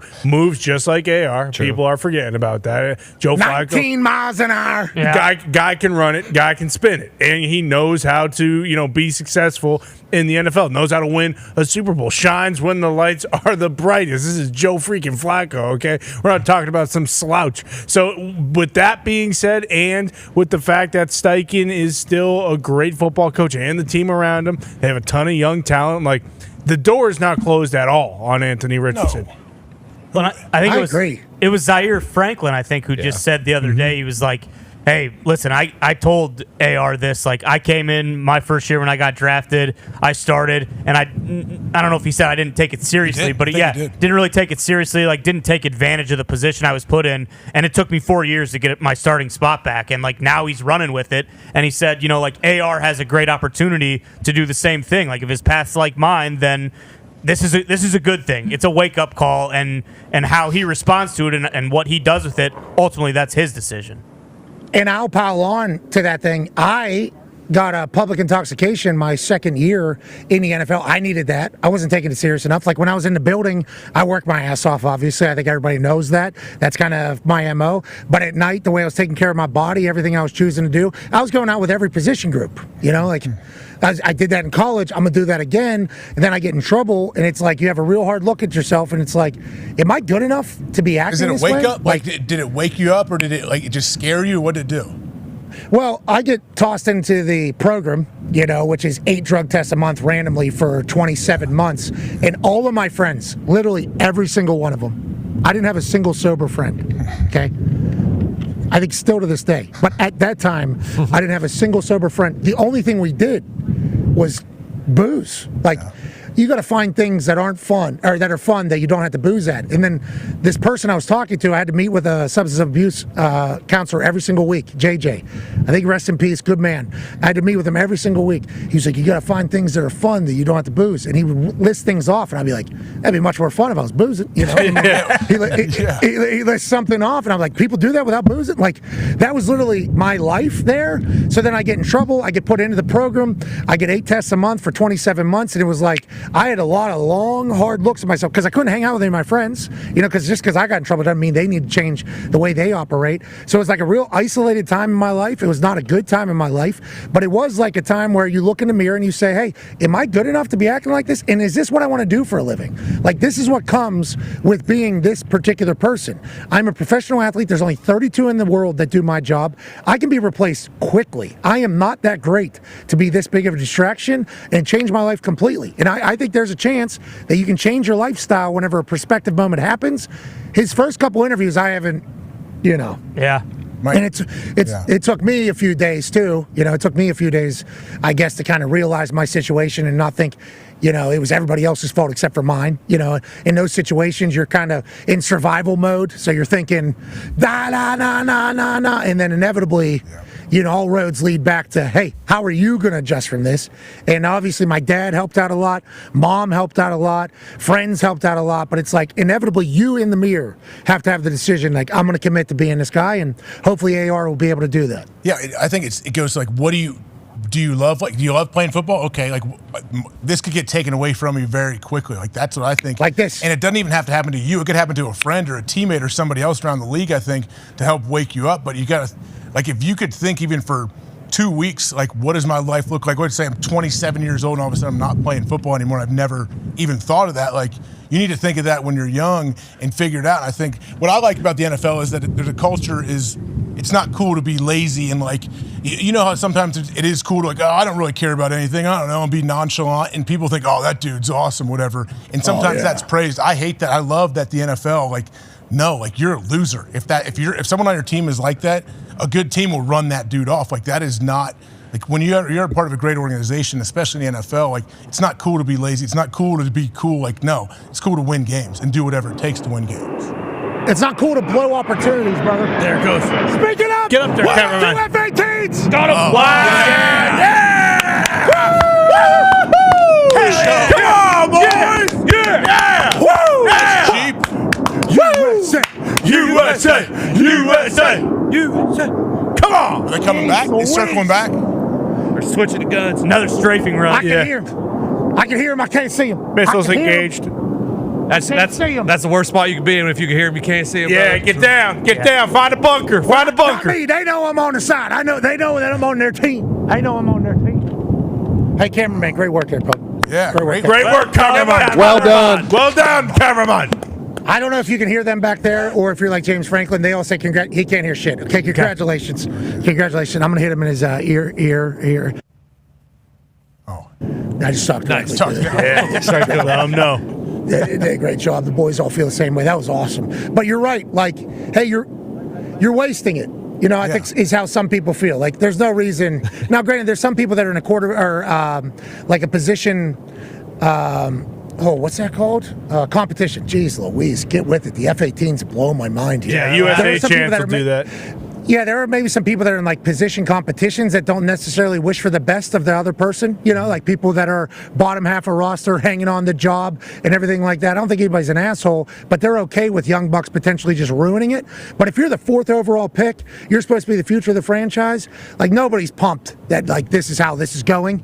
And hopefully with the support staff and a support system and everything around him, he's able to move forward, And I appreciate that Joe Flacco will be the perfect guy to watch, because I don't think Joe Flacco is trying to be arrogant about it. I don't think Joe Flacco is trying to rub it in his face. I think Joe Flacco is just like the perfect person to maybe be in this position. And here we go. Let's go Colts. Speaking of teams that are on the rise, and they got to play the Colts in a couple weeks.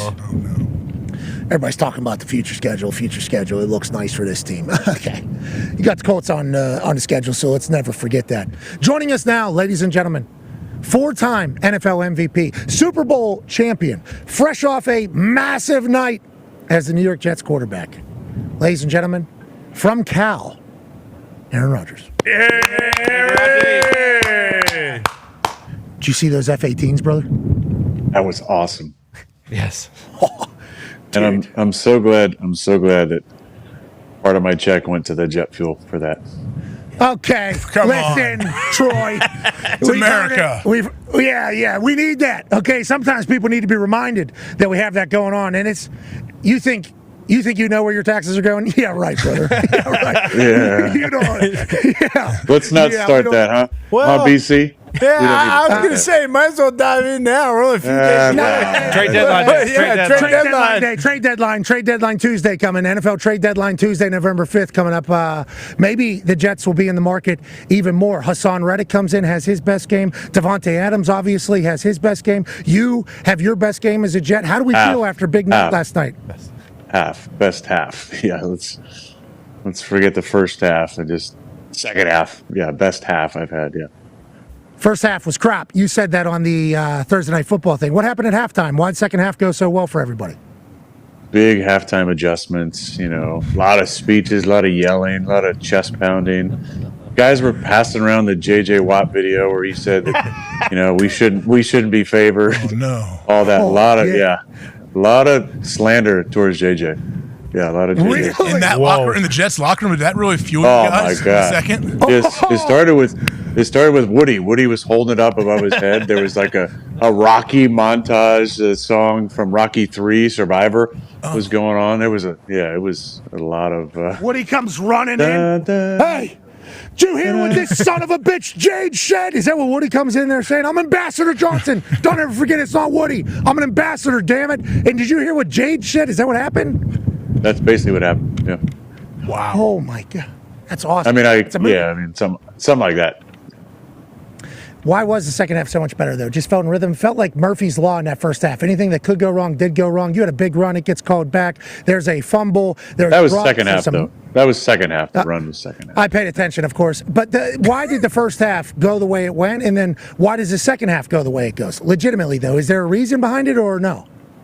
Not really. I mean, we had 4 tackles and a center playing line. We had, Olu, big Penn State guy, obviously, getting his number retired tomorrow. Shout out to Olu.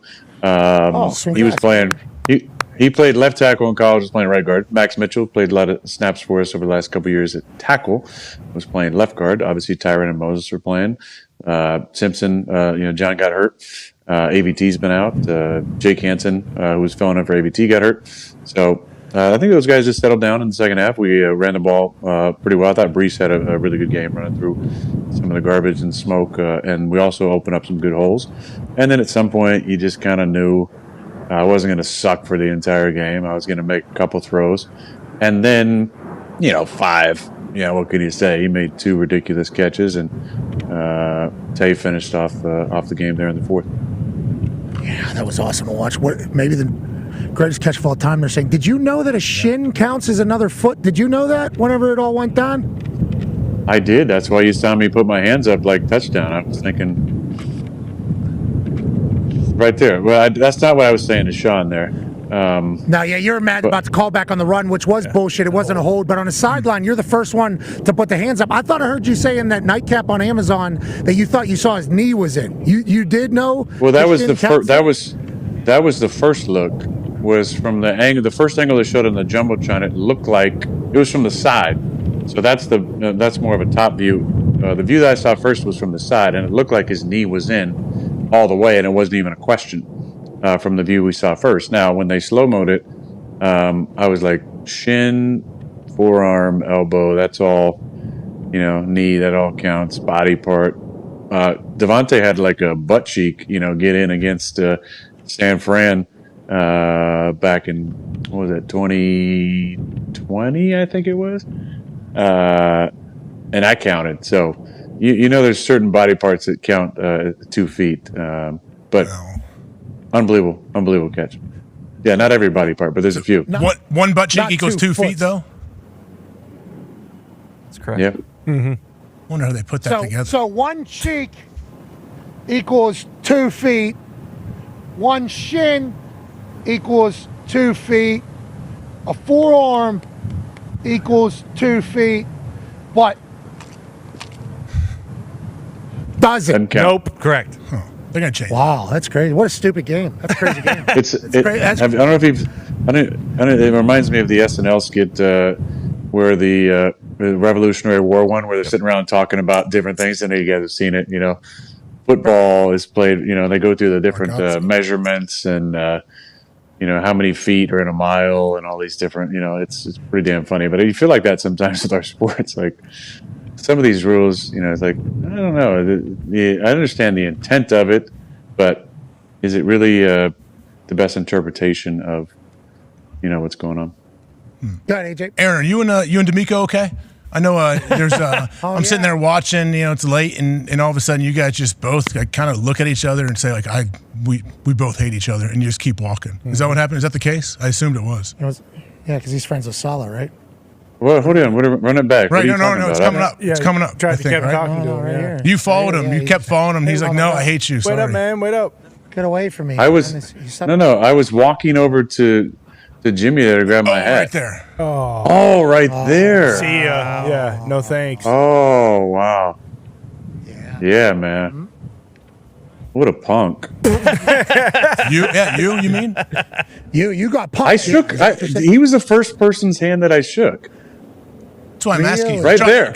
Do you see that? It's right on the left side. I don't think slow-mo. There. Did you hug him at least? You just gave him a basic handshake. You played against the guy. He was a great competitor.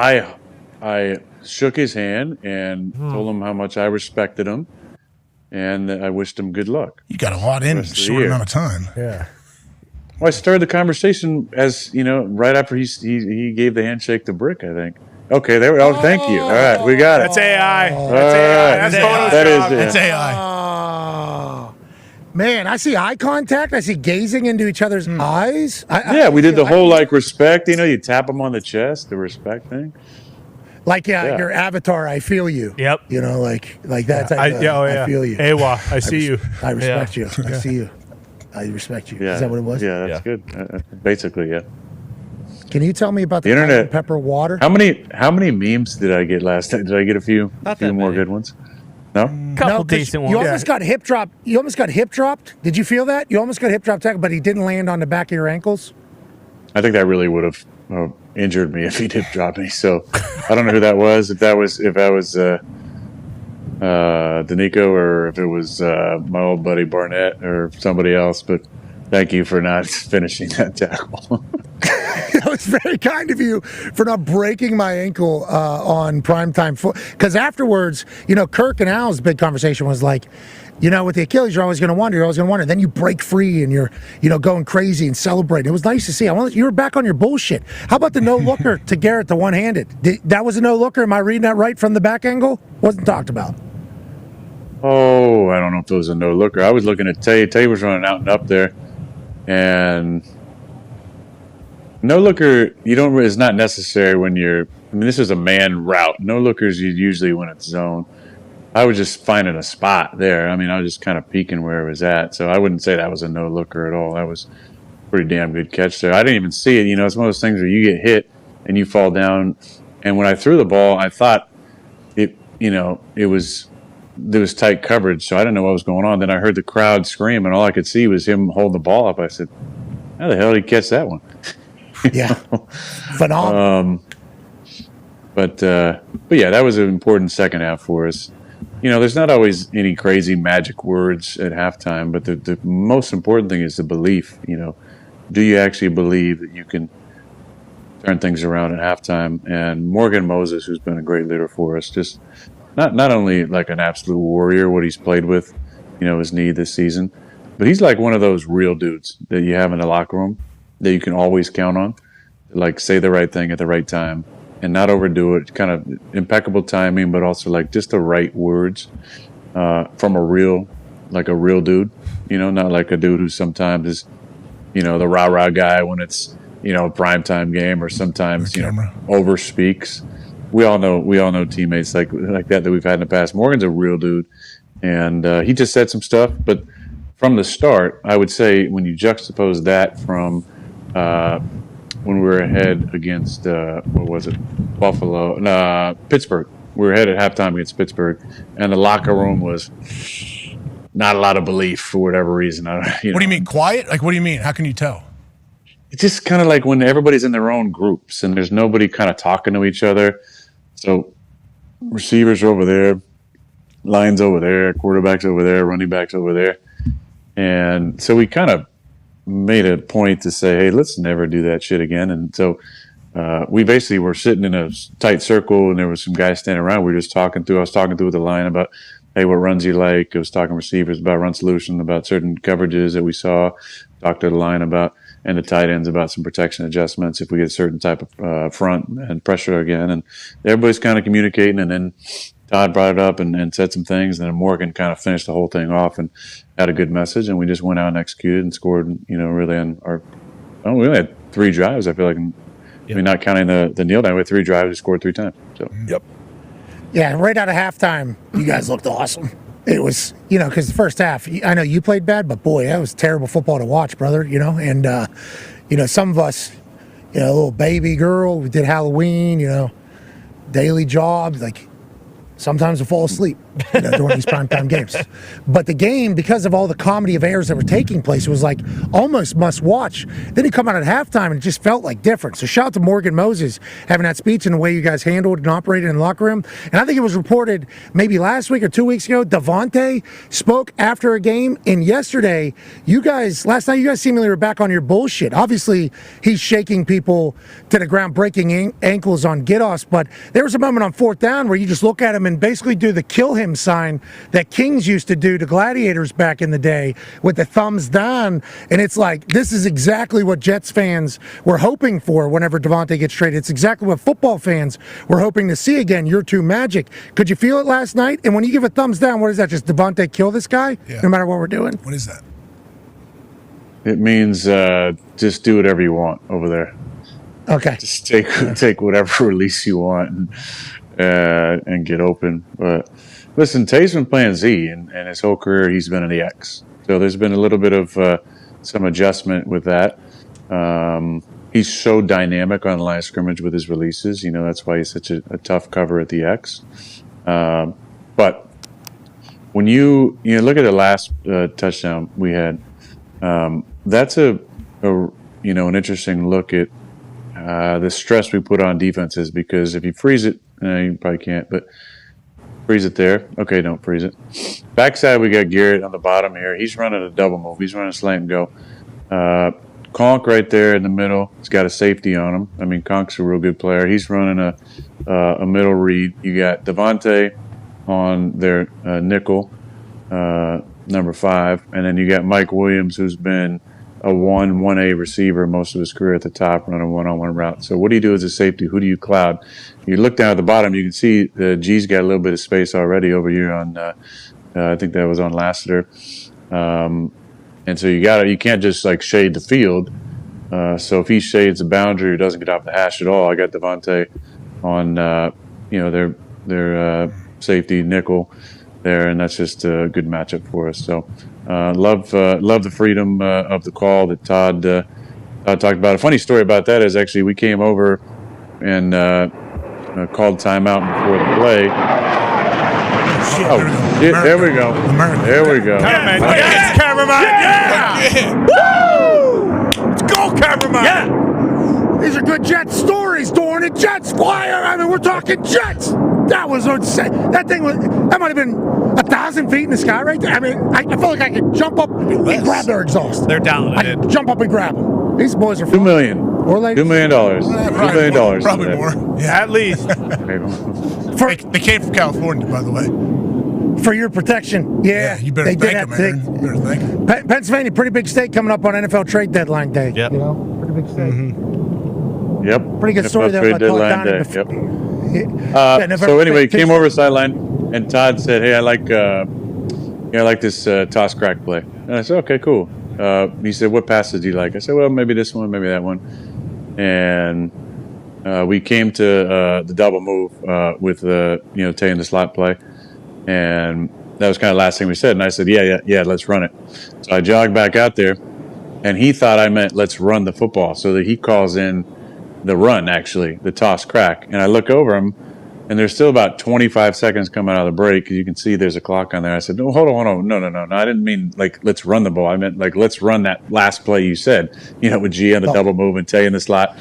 And so we had a good laugh about that. And obviously, it takes a lot there. We didn't actually pick up the pressure very well on that one, but we held on just enough for me to get the ball out. And that was fun to be able to win for Jeff, because we love him so much. He's done such a great job in these few weeks, and we've lost, some disappointing games. But to see him get the game ball after the game was pretty cool, and just to get that win and infuse just at least a little bit of hope in our fan base, and just a little confidence in our players is important. And all over the jumbotron, man. Fireman Ed was finally. That's why you won.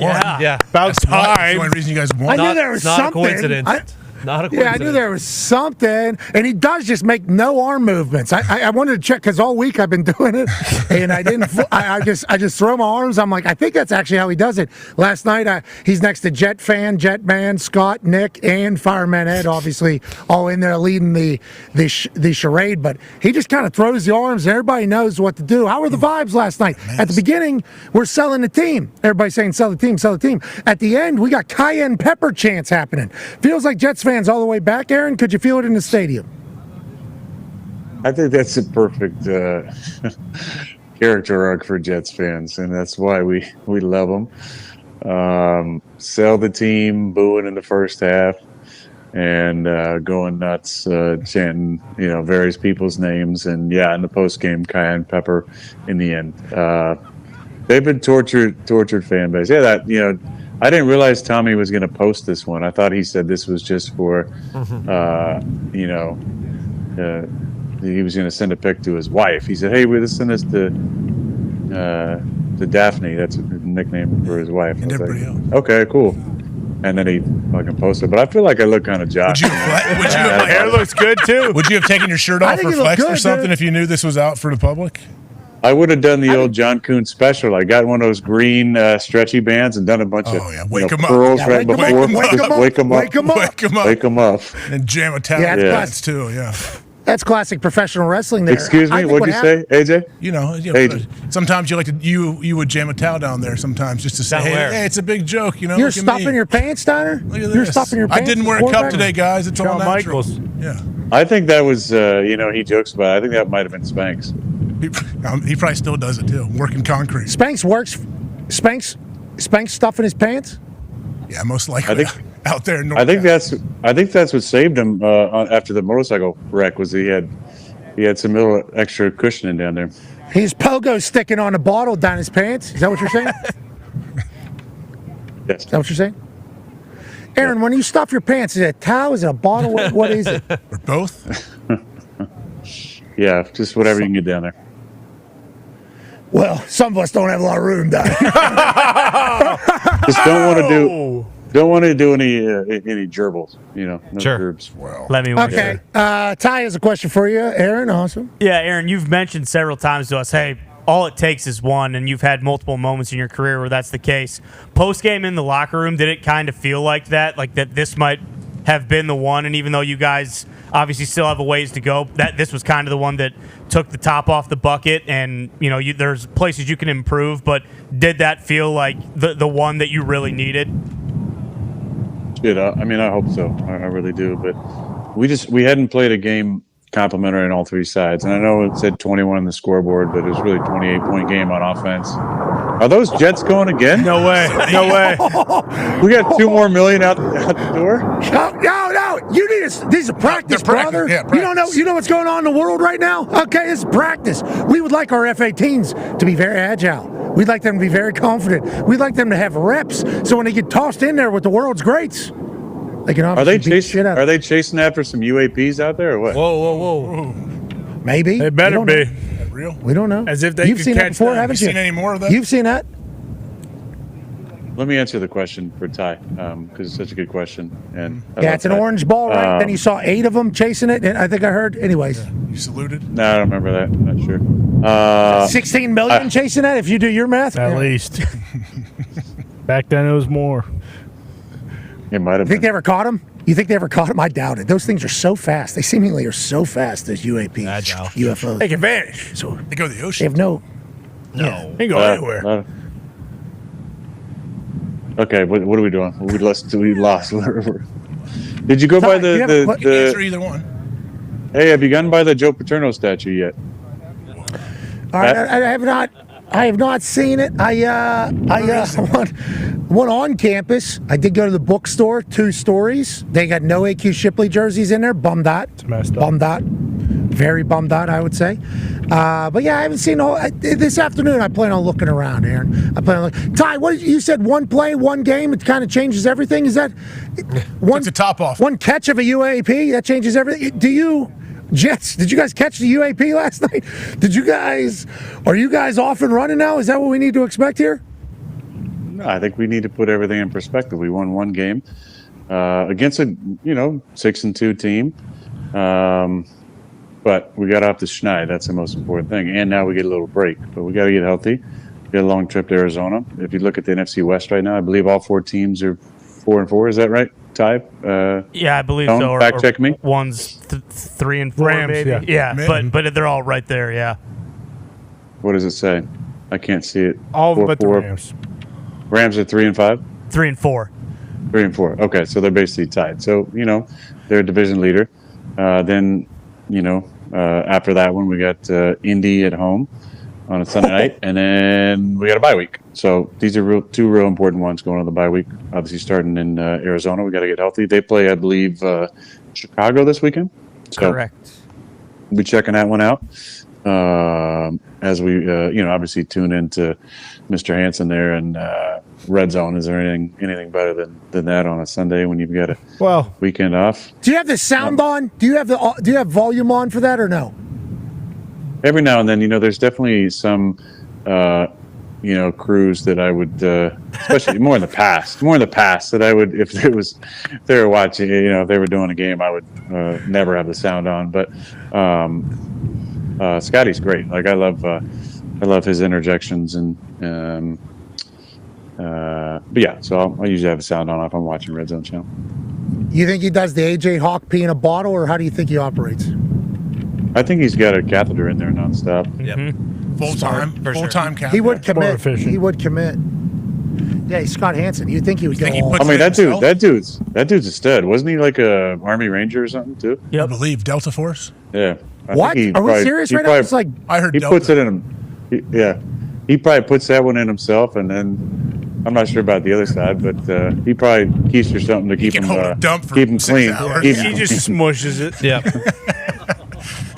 There's not a. all right, Tone. Keeps it in Tone, you there. got a question for? Yeah, I do. Aaron, I brought it up yesterday. I said, "There's no Hey, way." Tom. Hey, buddy, how are you? There's no way Aaron's gonna lose on Halloween. The guy loves Halloween. Now, you guys got out there a little bit late last night, so I assume there wasn't a party last night. Are you guys still celebrating? Are you having a party this year? Are you keeping your distance? What's going on? Huge rager tonight. Yes. Humongous. Oh yeah. Look out. We like that. Where? Yeah. Hey, like that. invite only cash bar. Oh, Head away. smart. Hold him accountable. Smart. Yeah. Smart. $700 drinks. Are you Got to make celebrating? some of his I'm money try- back. Are you actually doing it? Are you really doing this? Got to make some of his money back from when I got fined from a few years ago on Halloween. Well, that's because you didn't, Hey, want move it Halloween? on. Here we go. Move along. Here we go. Trade deadline day coming up on Tuesday, November 5th. Let's make sure we get all in there. But are you going to celebrate Halloween? Because they brought up a couple of your Nick Cage in the what was that last night? Yeah. They brought up. You obviously go all in. John Wick. We've seen. John Wick. Yeah. One of my favorites was Steve Zissou from The Life Aquatic. Classic. Classic for sure. I decided to dress up like a good football player just for the second half last night. Happy Halloween! Oh, nice. Just one half. That's it. So we're done with Halloween. We're moving on. Yeah. Yeah, it's November 1st, bro. You know what November 1st is, right? All Christmas. Saints Day. All Saints Thanksgiving. Day. Happy All Saints now Day. Now it gets fun. Now now Thanksgiving's coming up. The December 2nd holiday, Christmas, good That'd times. be your birthday, the December 2nd holiday you're claiming? Oh no, January 6th. Wow, what about that? It's actually Eric Bakhtiari's 40th birthday. So happy birthday, Eric. Ebach. Happy birthday, Yeah, Ebach. Ebach Yeah. coming up. Cool. Yeah. I learned coming up or today. Hey, all natural too. I'm sure he's still all natural. I've heard about that Bakhtiari family lineage. I mean, Carl. They used to really get down. They used to the Andrew, Bakhtiaris 100 years ago or whatever. They weren't playing any games. David, is he playing? What are we doing with Dave? Is he? Yeah, what's his is he plan? retired? Dave is. You should sign him. He's let himself go over the years, but it's become kind of his body type, and he's embraced the dad bod completely. I think he's Ready to play probably guard. I think he's ready to play guard. I don't think he can play guard. I think he could probably play. I'm not sure. I saw him down in Tennessee when we played him, and he looked fat, but he looked good. Okay, Come on okay, now. not bad. But that's his body now. That's his body. As long as he's not skinny. That's his body now. He's got the bull rush belly. You need that belly to survive the bull rush. So I think he's. I hope he gets a chance. He can obviously, if he's healthy, still be an elite player. I think so. Hopefully, he'll get a chance. Yeah, maybe move him down the nose too. He's super athletic. You know what I mean? If he can maybe flip sides, if he's got this big old gut on him, two gapping, not a bad idea down the stretch here. Run game is going to be very important in December football. Yeah, well, he didn't compete for the ball when I threw him a pass, so he's definitely not playing any skill position. Connor has a question for you, Aaron. Yeah, Aaron. Hey, all right, Connor. Good Hi, to buddy. see you. Good to see you guys back on the winning train. Obviously, last night, tough play in the first half with Malachi Corley and, first touchdown almost, and you were actually in the end zone kind of celebrating with him after. Did you have a conversation with him, on the sideline? Because obviously, rookie, probably a tough little situation for him, and then you ended up coming back to him in the third quarter, I think on that first drive, which was awesome to see. So did you talk to him at all? And also, with Tuesday coming up, who are you voting for? All right. Valid. All right. Just first curious. of all- I saw somebody say you're going to write in yourself. Something to think about. Yeah. I don't know about coming back to Malachi. I don't think did I throw him a pass? I feel like I thought in the third you did, but I might be wrong.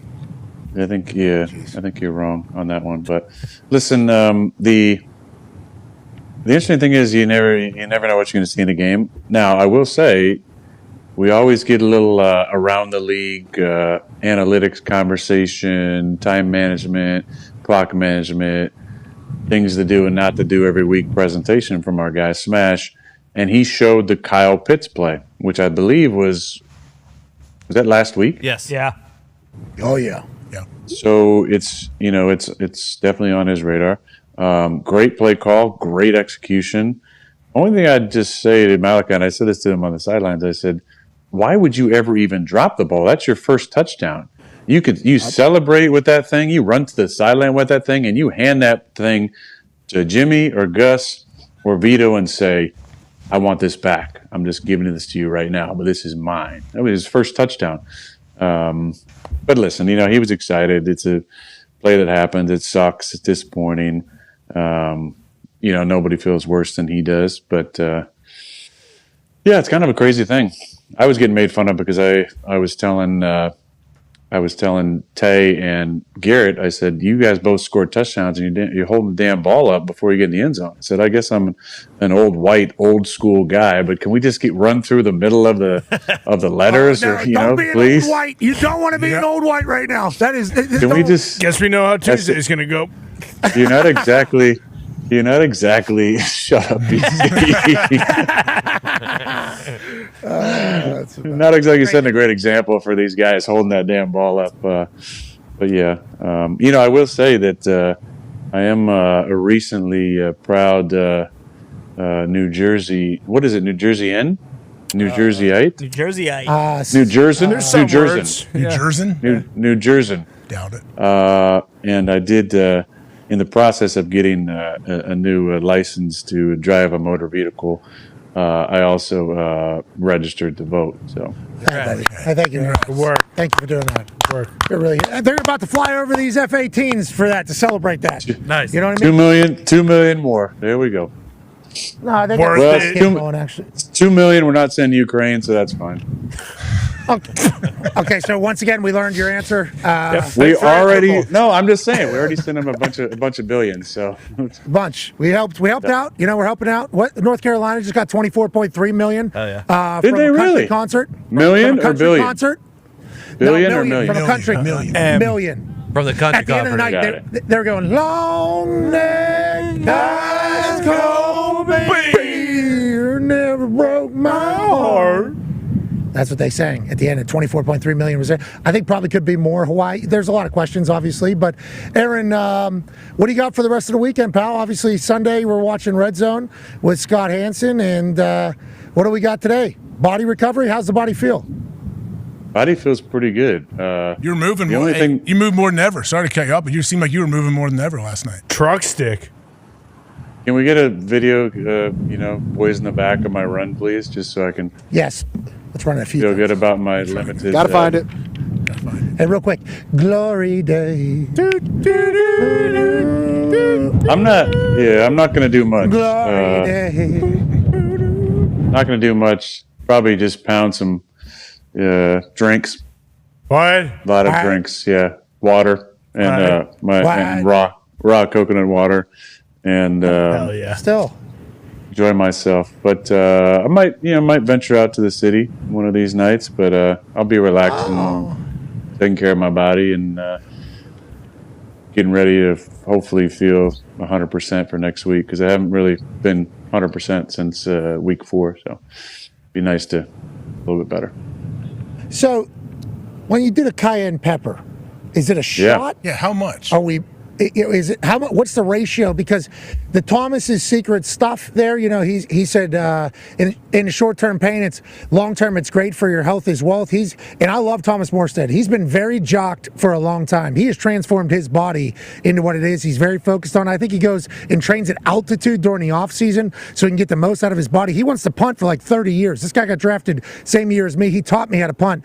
I love him. But what is the ratio for the cayenne pepper? And if I drink that, am I doing this at the age of 40 last night? Aaron Rodgers on a 3rd and 9 in the fourth quarter, down 3. Need a play, old man. Almost scored. You look great, brother. Jacked up. Yeah. Is that the cayenne pepper water? And how do we feel?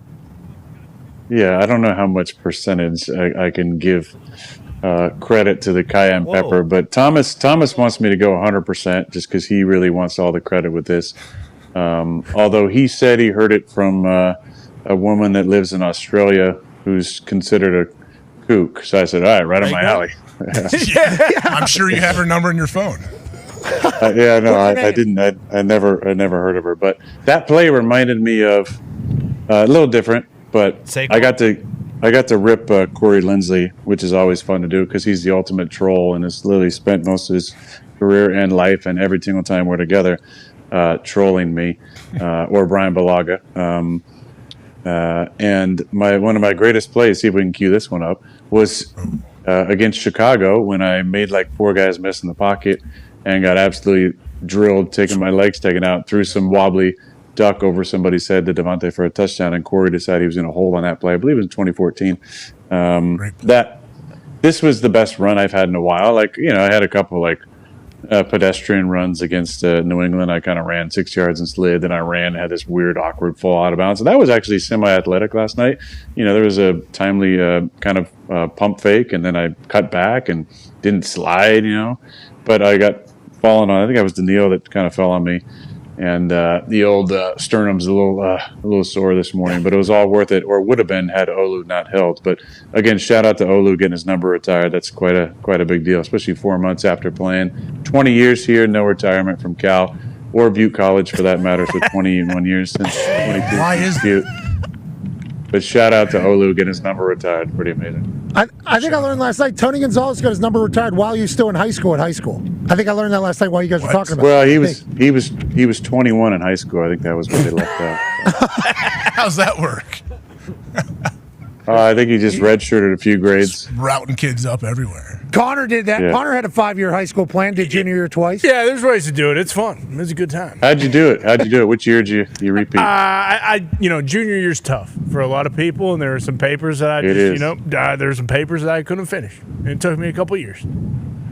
So you just needed some practice for the SAT and the VSAT and all that? Oh, yeah, and it didn't help, brother. Not even a little bit. Yeah, but it got you to here. And Connor, you're crushing it. Obviously, yesterday as the Riz, you captivated a nation. We have the play. We have it against the Chicago Bears. I think Jayden Daniels actually tweeted about this game, I think, at one point in his life. Is that the case? Is what I'm hearing, Zito? Are we going to zero in on Corey Lindsley and his hold right here? Oh. There's a different angle. Whew. Yeah, different angle. Yeah, I got absolutely smoked, and here we go. 63. Corey said he just ragdolled him. Yeah, he that did. wasn't holding. That's not holding. But I made a lot of people miss, got taken out, and then somehow threw a touchdown. Oh my God! That had to feel so cool for a second before seeing the flag. Yeah, no one give a shit about it now because it's a no play. Roughing the passer. That is. Yeah, thanks, Corey. Oh my.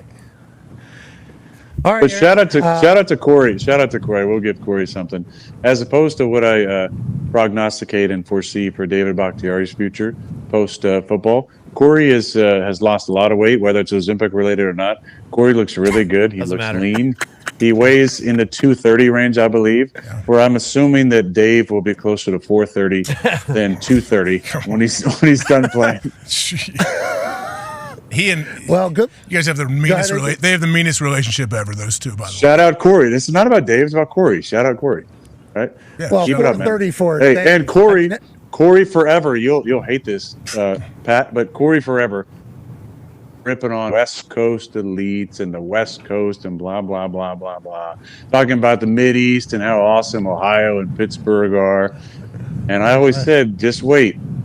Now, what does he do? He goes out and plays for the San Diego /LA Chargers. And now, where is Corey Lindsley living full time? Oh, you got a taste of it, you're saying. By you. Wow. SoCal. Wow. He went to Erewhon and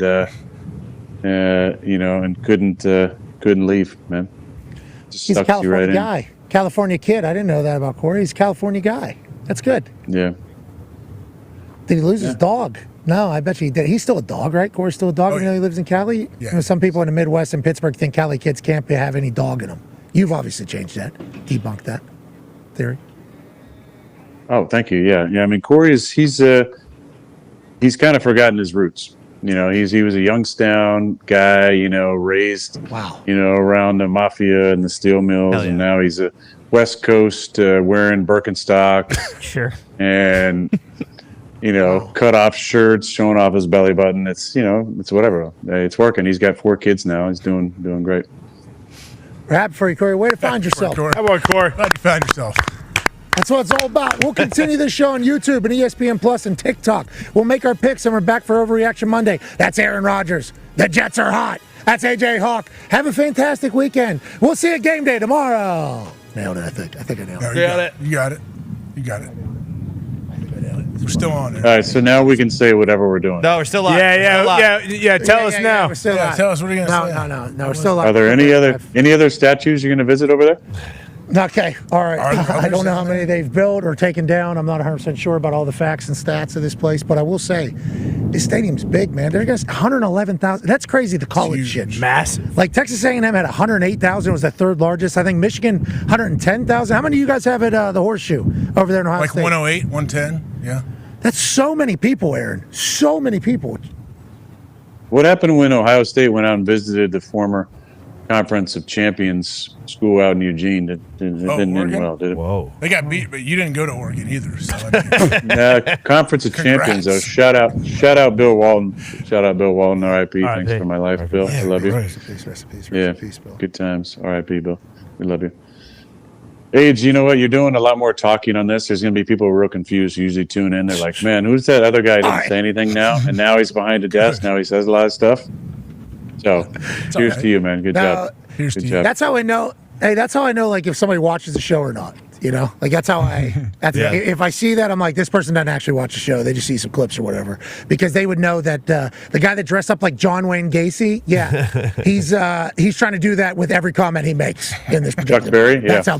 Can I just? Yeah, I want exactly. to. I just want to clear up one comment that I made, because there is a large Ukrainian flag that flies at One Jets Drive. I don't have a problem with Ukraine at all. I just think that there's a lot of problems in the United States that $180 billion could maybe help instead of fighting a proxy war. That's my only.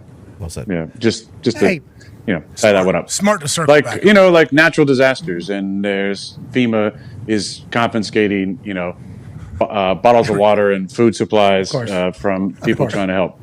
Like, maybe let's help those people out. Obviously, FEMA doesn't have the best record if you go back to 2005 and Katrina. Okay. But I think there's a lot of problems in the States and people hurting that, could use more than, I don't know, would they just give out $600, $700? Come on. What are we doing? $750. And also you go back to Hawaii. See what happened there with Hawaii, exactly. Hawaii. Yeah. We all agree. Yeah. I think everybody with a sane mind agrees. Understand that the United States of America have to look out for people and everything like that, but we got to look out for our people too whenever shit happens. And I think, I think even though during these trade deadline times, NFL trade deadline, November 5th, Tuesday, trade early, trade often. Anytime in these times, it seems like feels like common sense is becoming more. I think we're all kind of coming closer together. I hope. And I don't think Tuesday will display that, but I think hopefully going forward we have that happening. Like if you don't know what to do on trade deadline, you should just ask your favorite celebrity and get them to inform you, because that's really important. My favorite is when the celebrity says, "I'm moving if this doesn't happen." Okay, all right. Yeah. Where are you headed? Canada? My favorite is when the celebrity is bought and paid for by China. But anyway, all right, guys, you have a great day. Good to see you, buddy. You guys have a great day. What? Who's he talking Just about? one last one. One last one. He said. I don't know. I'll look it up. We'll do our own research. Everybody should, which I think is what he was saying. Which I think AJ can't even ask his favorite celebrity because P. Diddy's in jail. Well, let's get to a break. Let's take a quick break. Even though, never. Well, he'd say not in vote or jail. die, motherfucker. Who's that? Young Thug. Yeah. Yeah, he's He's out. getting out. Yeah, right. Time served. We went through his. He's got to go visit. He can't live in Atlanta except for like weddings and graduations or something like that. And then he has to speak to kids 4 times. Then he got like 100 hours.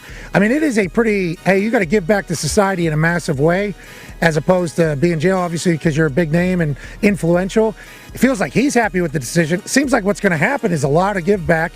I feel like this is the first time. Like, I didn't study it enough. Obviously, I assume there's sectors of the internet that aren't happy about it, but it's like, feels like everybody's like, all right, thank God this is over and going to make the world better. And now Thug gets to go home and hopefully make some more bangers that if he's ever in court again, he can go, That was a bar right there in jail, in court. Fantastic stuff. Congrats to him. Unless he did something terrible, which the judge obviously doesn't think it's terrible enough to let him out. Whatever. Congrats to Thugger being free. Congrats to Thugger. Congrats. I wonder who he's voting. Is he voting? I don't know. Can he vote? I don't know. How does I that don't know work? if he's been tied in, if he's been locked in enough. Well, I don't know the rules. I don't know the rules at all. But I know trade deadline's coming. Maybe Young Thug will ask a team to trade somebody. Yeah. And that's what we got to keep track of. Speaking of, we got to do our picks. can't AJ? wait. Let's do it. On the other side, it's a great tease you have there. I can't wait to pick these games. I know. You got some good ones. Good games. Good weekend. Lions, Packers. We should have brought that up, obviously. Should have brought that up. Jordan That's Love a huge playing? game. He's practicing again. He's playing. Yeah. How healthy is he? All right. Pretty. All right. Yeah. He's Jordan Love. He comes back early. He comes back early from injuries. Wolverine blood. Legit. All right. Be a friend, tell a friend something nice that might change their life. Take 5. Well, nonetheless, as of February 1st, Pat McAfee is officially a contributor with WWE.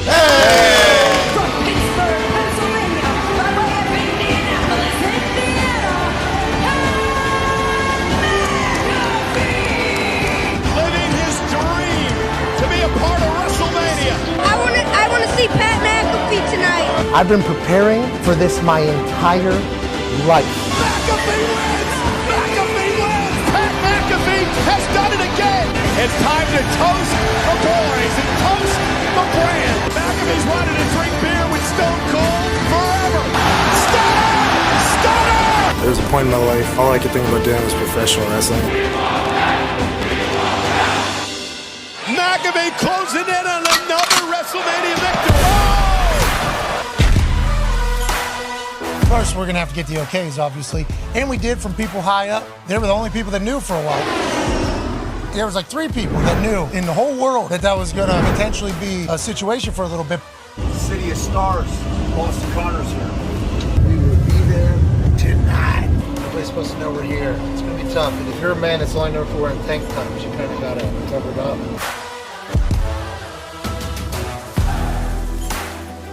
I didn't see him. Hey, I'm Pat. Nice to meet you. He's hanging in the back. One second. Here you go. My partner's on my face. I feel like shit. Who's all gonna be in here? Nobody. This is you until you go out. Come on, dude. Let's go and take a look around. There's some bunk beds there. You know, there's a shitter and a shower here in the back. He sat in that bus 6, 7, 8 hours, 9, 10 hours. I'm coming down that thing. Holy fuck, what a view that's gonna be. Hell yeah. Look at all those fucking people that are gonna be there. Just waiting, for an opportunity to potentially have a WrestleMania moment. It's ridiculous. This is awesome. WWE is just like the best at operating. They take care of the non-obvious. So we're very thankful to be here. And tonight should be fucking sick. Hell yeah. I think there's like 3 people that know I'm here. Are we not supposed to come in here? No, yeah. All right. 4 now. Look at you. Won't fucking say a word. I'll see you at SoFi. You gonna be in LA? I don't know. George is, It's a loaded question. George, we don't know. George, you don't know. Maybe. What's up, stud? Oh, nice. As soon as I saw George showcase that tight end university tank top, I knew there was a chance old George about to do something special. Are you kidding, boys? Welcome to WrestleMania! The night was getting late. We weren't sure. We didn't know if a moment was going to pop up where maybe my services could be utilized. I haven't been in a ring since SummerSlam. Okay, like not even in one. All I wanted was the Miz to have an opportunity to have a match, just a WrestleMania match. Yeah, good guy. Stand there. And then the Miz mentions, I sent out an open challenge, and we go, oh my God. There it is. And I put out an open challenge, and no one responded. Why? Because I'm the Miz, and I'm awesome! Let's go! Wait a minute! I feel like McAfee's here! I have walked out into a stadium as a WWE superstar probably 1,000,000 times in my head. WrestleMania was missing Pat McAfee in the Pat McAfee Show! And I'm thankful to the WWE Universe that said hello whenever I came out on that massive fucking stage. By the way, there's only 2 announcers undefeated in WrestleMania history, me and Pat. I can't believe McAfee's here! Hello, beautiful people! What's up, Snoop? What's up, Snoop? You're a legend, dog. You're the best, dog. Hello, Miz. None of us saw this alleged open challenge that you set. But good news. This is my WrestleMania tank top. If you still would like a match, why don't you let me beat your ass right here, right now? You all want to see The Miz versus Pat McAfee right here, right now? I'm the host of WrestleMania, and I cannot make matches official. Miz, I do believe your tiny balls are showing. Tiny balls. Tiny balls.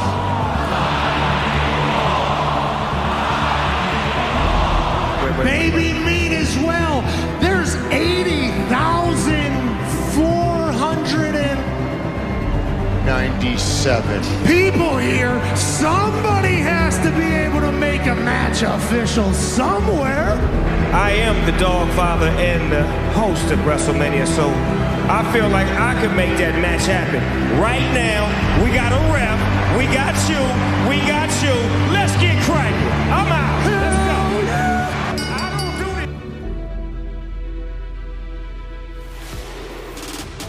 And McAfee go right after Miz with the right hand, driving Miz back into the corner. Pat McAfee in action. This is a blatant sneak attack. He takes his duties as host of WrestleMania. Oh yes, Spinebuster! Derelict shows up. And check out his tank top though. He's got sparkles on it. You're behind this, aren't you? But no, I had no idea. You said the same thing in the Rumble. I didn't know this guy was showing up. Oh, what a kick by McAfee! Miz. Hey, baby balls! Baby balls! Tiny meat! In a $7,000 tuxedo. George Kittle of the San Francisco 49ers. I'm not sure how wise that was. McAfee's got the official distracted in the ring. Kittle just took out Miz. Kittle telling McAfee to go on top. McAfee heading up to the top rope. And taking out the Miz. Now we're talking. Miz may never win another match. McAfee closing in on another WrestleMania victory. The all-decade punter with a punt to end this thing. Here's your winner,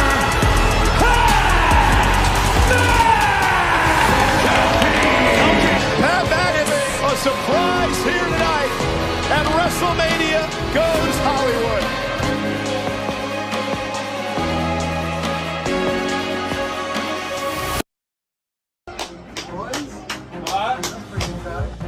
That match was awesome.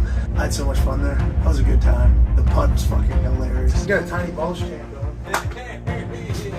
I had a feeling. You're Steve here all day. Oh, I wanted to text you earlier. I was told not to text you. Well, of course, nobody fucking texts I was you. told They're not okay to text you. dude. You had a hell of a show. I'm so thankful to the people at the WWE. It was a super cool night, super cool moment, and I'm very thankful for it all. 5:30 a.m. Sunday. This day started 6:30 a.m. Saturday. So much cool shit happened in between now and then. Joke of an existence. I'm very thankful for everything. Let's go take a nap. What?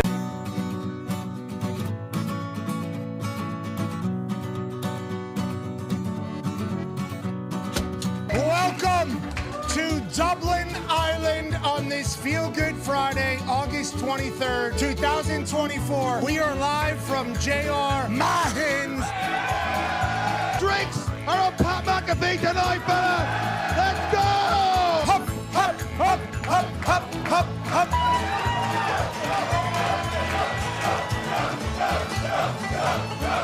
The fact that anybody knows we exist in Ireland, we are so incredibly thankful. So to all of you, we say, Gotcha!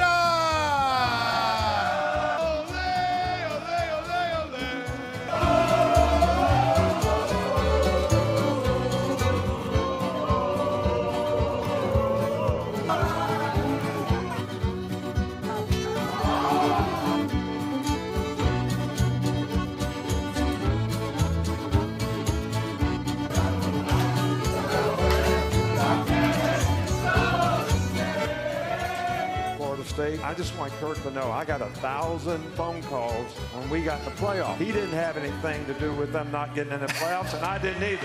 But we both got hammered. Some of us did get hammered last night. We have real football happening today for the first time in months. This is a beautiful time in a wonderful town. It's fight night, baby! Davis! This is Dave. We gotta go for Georgia Tech. I gotta go. I would be that back in the country if I didn't pick Georgia Tech.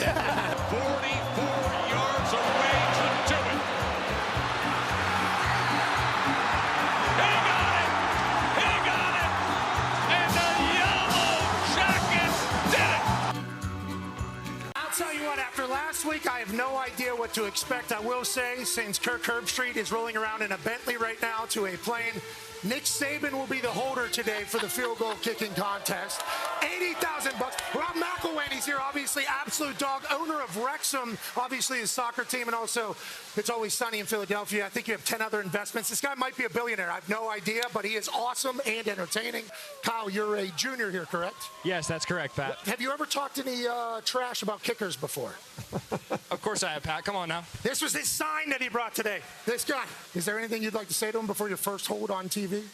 Good luck, man. That's all I can tell you. I'm rooting for you. Did you ever hold before? Yeah, when I was in high school. That was a long time ago. Okay, you're going to do great. Rob, former soccer player, maybe sign him to Wrexham after he makes this kick or no? And look how confident he looks. I mean, I would be shaking. He seems very, very confident. I think he's going to make it. Go! Go! 80,000, Kyle! All you got to do is put it through the uprights. Nick Saban, the greatest of all time, on the call. Oh, no. Oh, no. Spiral. Throw a completion down the left side. Wow. I said give him another kick. Rob, he immediately blamed the holder. Okay. I don't know, but it looked like it was coming back. It wanted to come back. If it had a little bit more distance, it might have gone in. Coach Saban, does he deserve another kick, you think, or what? Oh, no, Steve, back throw. Another kick. I want to make Coach die. That's smart, yeah, make him make a play. Coach, you think he deserves another shot? Let's give him another shot. Okay. Make it. This one for $100,000, Kyle. Nick's looking out for me here a little bit of coaching. Where it's, yeah. Rob, what was your right did you graduate? I did not go to college, so I've adopted Oregon as my home. If you were to go, would general social sciences be your thing? Hey, hold on, Kyle. Good luck. Come on, Kyle. $100,000 in Oregon. Oh,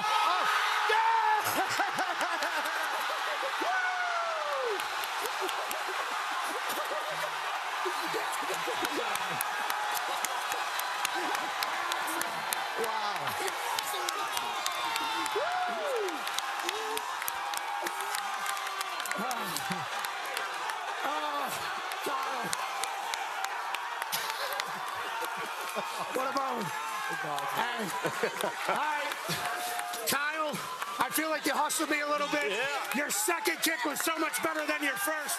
Shout out to Nick for the hold. How important is the holder? Hold is the most important thing. Great, man. Congratulations. That's great. This thing is getting expensive, Reese. Hey, Why? let's go. This show stinks, and the fact that you listen, we are very, very thankful. McAfee on the line with a gorgeous assist. The all-time leading tackler for the Green Bay Packers. You pig! Damn it! Be a friend, tell a friend something nice could change their life.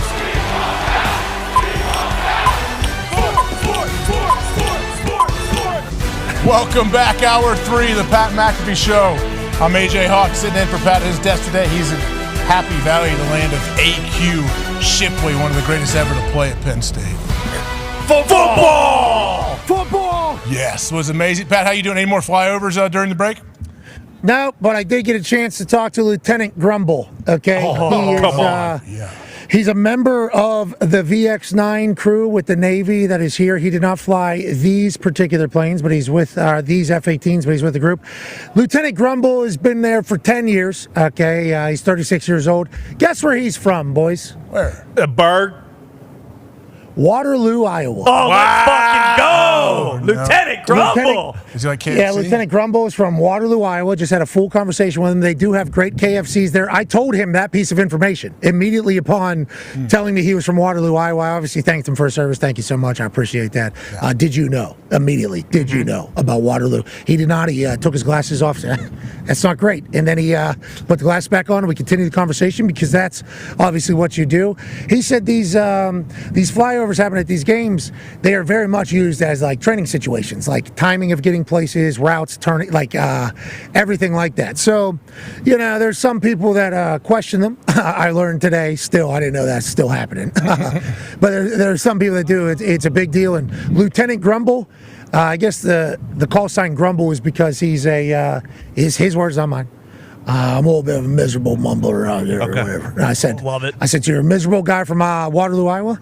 He said, well, some people say that or whatever. I go, I bet you're hilarious, though, because I know one of those. And, Ty, I felt like I was talking to you, brother, but you're somebody that's flying F-18s every single day. Absolutely love it. What an American hero. I'd like to buy him a beer and shake his hand. Thank you for your service, Lieutenant Grumble. Love you.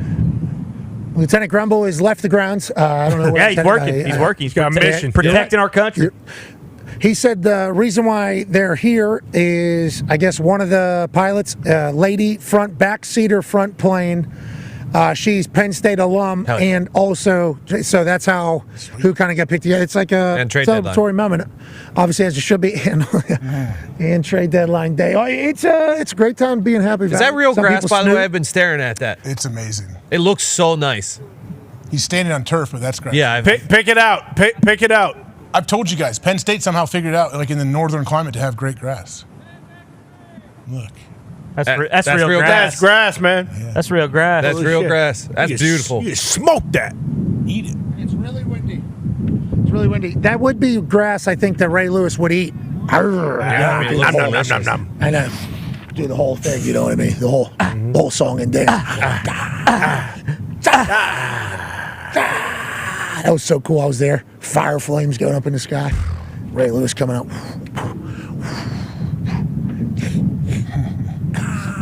All Baltimore went crazy. Great and he ate, didn't he? Who else ate it? Dawkins? Yeah, No. Brian. Did Brian? Coaches what coaches? LSU. Les Miles. Les Miles. Les Miles. This grass is eatable. It looks like edible. It is. I wonder how they do it. I wonder if the groundskeeper's out here. I'll keep my eye out because that's a beautiful pitch right there. I mean, that is wonderful. Because turf to grass, grass gets better. Yeah. The grass gets better. It's like, and I know there's going to be Big Ten people that are so mad about this. So I don't want them to get mad about this. What? I don't want anybody to be mad about this. This is Rose Bowl quality grass here. Oh yeah. Wow. You know? Might have shipped it in. No, like the Rose Bowl is supposed to be known for the grass, right? Like that's kind of in there. We ate it when we were there. We did. It was so beautiful. It was perfect. This is very similar to that. Very, very similar. Now there are some dry. Hey, we got some dry roots around here. Okay, we got a little. We're gonna have to trim the roots a little bit out the outside, but field itself perfectly dark green. There's like a. Zito just said it's artificial turf. I just plucked it. I just plucked the grass. No, that's grass. No. The podium is on turf. Oh. No. That kid. Yeah, I was wrong. Navy blue artificial turf. That's a bad idea. That's a lie. That can't be. That can't be real. That says, is that with navy blue artificial? So that's a joke. Is that Beaver Stadium? Is that the right one? Because for soccer, that's grass. Yeah, look, Beaver Stadium. It's got to be a joke, right? No. You can't trust that AI answer there. Yeah, that's grass. Penn State Yeah, it looks real. Penn State doesn't lie about stuff. Okay. No reason. There's dirt on it. I mean, I just pulled chunks of grass. it's real I'm grass. supposed to not Real do grass. this. It's grass. Hey, I lied. People died. I don't know if anybody died because the grass is nice and it's not blue. Were they talking about Boise State there? Is that what I don't They know. said AI navy blue turf. I think that was from AI Bona definitely Garage got or that whatever. one wrong. AI, you're supposed to have it all figured out. You don't have a Lieutenant Grumble AI? No. Certainly not. And you definitely don't have the right information on the grass that's right behind us. AI, how I is it? You know? how much I is there really in AI? It makes you wonder. It really makes you wonder. Stands for It's idiot. getting artificial idiot. I didn't say that. Connor said that. I not did. Me. Boston. Connor Campbell said that he lives downtown Indianapolis. That is AI. You pay attention to him. Hey, AJ, let's not use AI. Let's use our brains and let's make our picks, shall we? Let's do this, man. Let's pop them up. So we are starting 1-0, right, on the week? We both won last night? Mm-hmm. That's right, brother. That's right, brother. And the public down bad after last night. Yeah, they knew something, man. Huh? Those guys, the books know something, and we rode with them. So we're 1-0 heading into this one. The first game we're gonna pick after that is what? Bengals Raiders. Bengals are 7-point favorites at home. Isn't that a lot of points? Ton. Yeah, Joe Burrow forgot he likes Halloween. He did forget that, didn't he? Yeah. Previously dressed up like an alien and stuff like that. But I think that's because that's how focused he is right now. Yeah. I think he's bummed out. I think he's in a different state of mind. I think what was happening before isn't what's happening now, because right now they're not living up to expectations. They're not having the season that they want to have.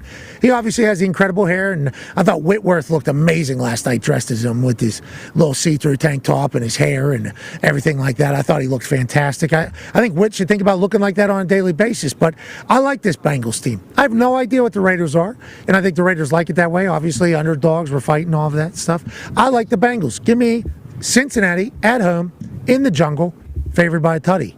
Yeah, I've gone back and forth thinking about this. 7 points seems like a lot, but give me Joe Burrow, give me the Bengals. Offense is still rolling. Hopefully the defense steps up. T. Hig is doubtful. Yeah.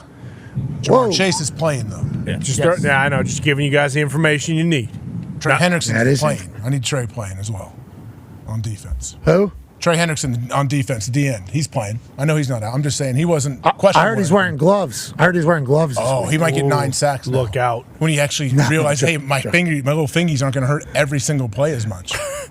I didn't understand the people that didn't wear gloves. Like Dallas Clark didn't wear them. That's a savage move to me when I see it. Like, I didn't wear gloves as a kid. I didn't even wear gloves in high school. But I remember I got to college and started wearing gloves, and I thought, how did I ever play football without gloves on?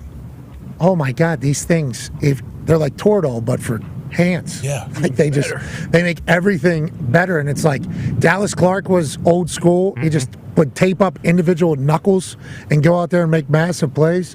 And then were you a guy that never you look like a guy that never wore long sleeve? Did you wear long sleeves? I wore long sleeves in practice, just not in games. Yeah. You wouldn't do it, huh? Couldn't do it. Can't look at people. Not think even I'm that. cold. Like, no, I don't know. It just all I needed was my hands and feet. Just give me my hands and feet. I'm trying to keep those guys warm. Yeah, because I guess your arms are going to be cold regardless, unless you have like a long sleeve on, you know? Like if you wear when a it's long like sleeve, zero though, and there's all that wind, like it doesn't matter. I feel like for your arms, I know at least for me. Just did use you my baby scuba oil gloves. yourself? Yeah. I would put some Vaseline, like Vaseline, or they have that cold skin, which didn't really do anything, but I would try it for sure. Okay, we're almost getting to that time. Commanders, Giants. Commanders Stinky by 4. lines. It's stinky. Whoa. That is very stinky, especially after Dable says Daniel Jones didn't know the fucking play. Feels terrible. I just talked to him. I said, "What are you doing? Didn't we?" And he said, "I'm sorry." He started crying. Crying in Mara's office right now. He knows. I just told the owner the same thing I'm telling you guys. Daniel knows he can't do that. Daniel. Joe Shane, you saw what he did during NFL Hard Knocks. He can't do that. He can't do it. Me, I'm trying my best. I lost my weight. I'm back on place. I like the Washington Commanders. Jane Daniels obviously very good still. Yeah, he played last week. Yep. He's good. Yep. I like the Commanders. That's a big-time NFC East matchup there for the Commanders. Who would have thought they'd be in this position? Nobody. Yeah. Good for them, man. Yeah, a year ago with the Commanders, there wasn't a whole lot of hope. Now there is. Give me the Commanders, absolutely. Going to New York and taking on Bruce and Danny Dimes and the crew. Like, I feel like isn't 4 points a lot here? I don't think it's enough. The defense is buzzing, 35 sacks on the year. Might get after Jaden a bit. That's what I mean. I mean more. Maybe a bigger issue than our primetime concerns are the fact that we can't score at home. It feels like Danny hasn't thrown a touchdown in MetLife in like 2-3 years. So that's a problem. But, if he can maybe crack the seal, maybe they can cover the number. I did just remember Dexy. He does a lot of this, right? Does a lot of this. Yep. Yeah. A lot of that. He's really good. A little banged up. Jaden Daniels, Cliff Kingsbury. Commanders were just on AQ's top 5 2 weeks in a row. Oh, yes, you're right. What am I thinking? Give me the Commanders. All right, let's go to the next one. Who do you have? You have the Commanders as well, AJ? Yeah, I have the Commanders. Next one, Dallas going to Atlanta, taking on the Falcons. Dallas, 3.5-point dogs. When's the last time that happened? AJ, I don't know if you heard. couple defenders on that team. Last week. I mean, like in last week Atlanta. against the Niners. In Atlanta, though. I'm saying against Sure. Atlanta. What are they dogs against Atlanta? Yeah, against one team. I don't know if you heard Micah and Trevon Diggs. Yeah. First of all, Diggs made up with the media member, gave him a can of nuts. I respect it. It was nice. I like it. I like the way they handled that. We move along. This is how this is going to go. You have to talk about me. I have to play. There's going to be times. Let's move along. I like it. Trevon Diggs feeling so good, actually. He goes, I'm going to go on Micah. And they do their top 10 quarterbacks. Did you hear he's not on their top 10, AJ? I mean, maybe not the one or two, but Dak's got to be up there somewhere, right?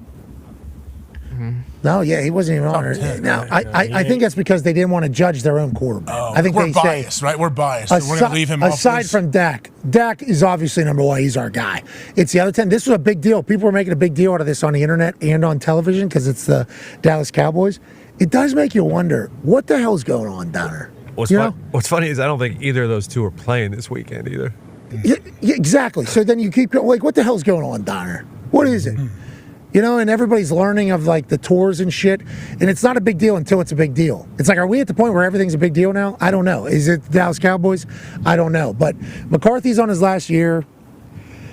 They made it a game. CD was wide open there at the end. Remember? Yeah. Couple times. They could have done it. Couple times.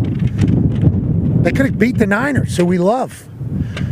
Oh, Kirk Cousins. Oh, I love him. Atlanta, they're doing their thing. They got the crackback on the tackle. They're rolling. AJ, who do you got? I'm taking Dallas on this one. Not going to lie. Have to.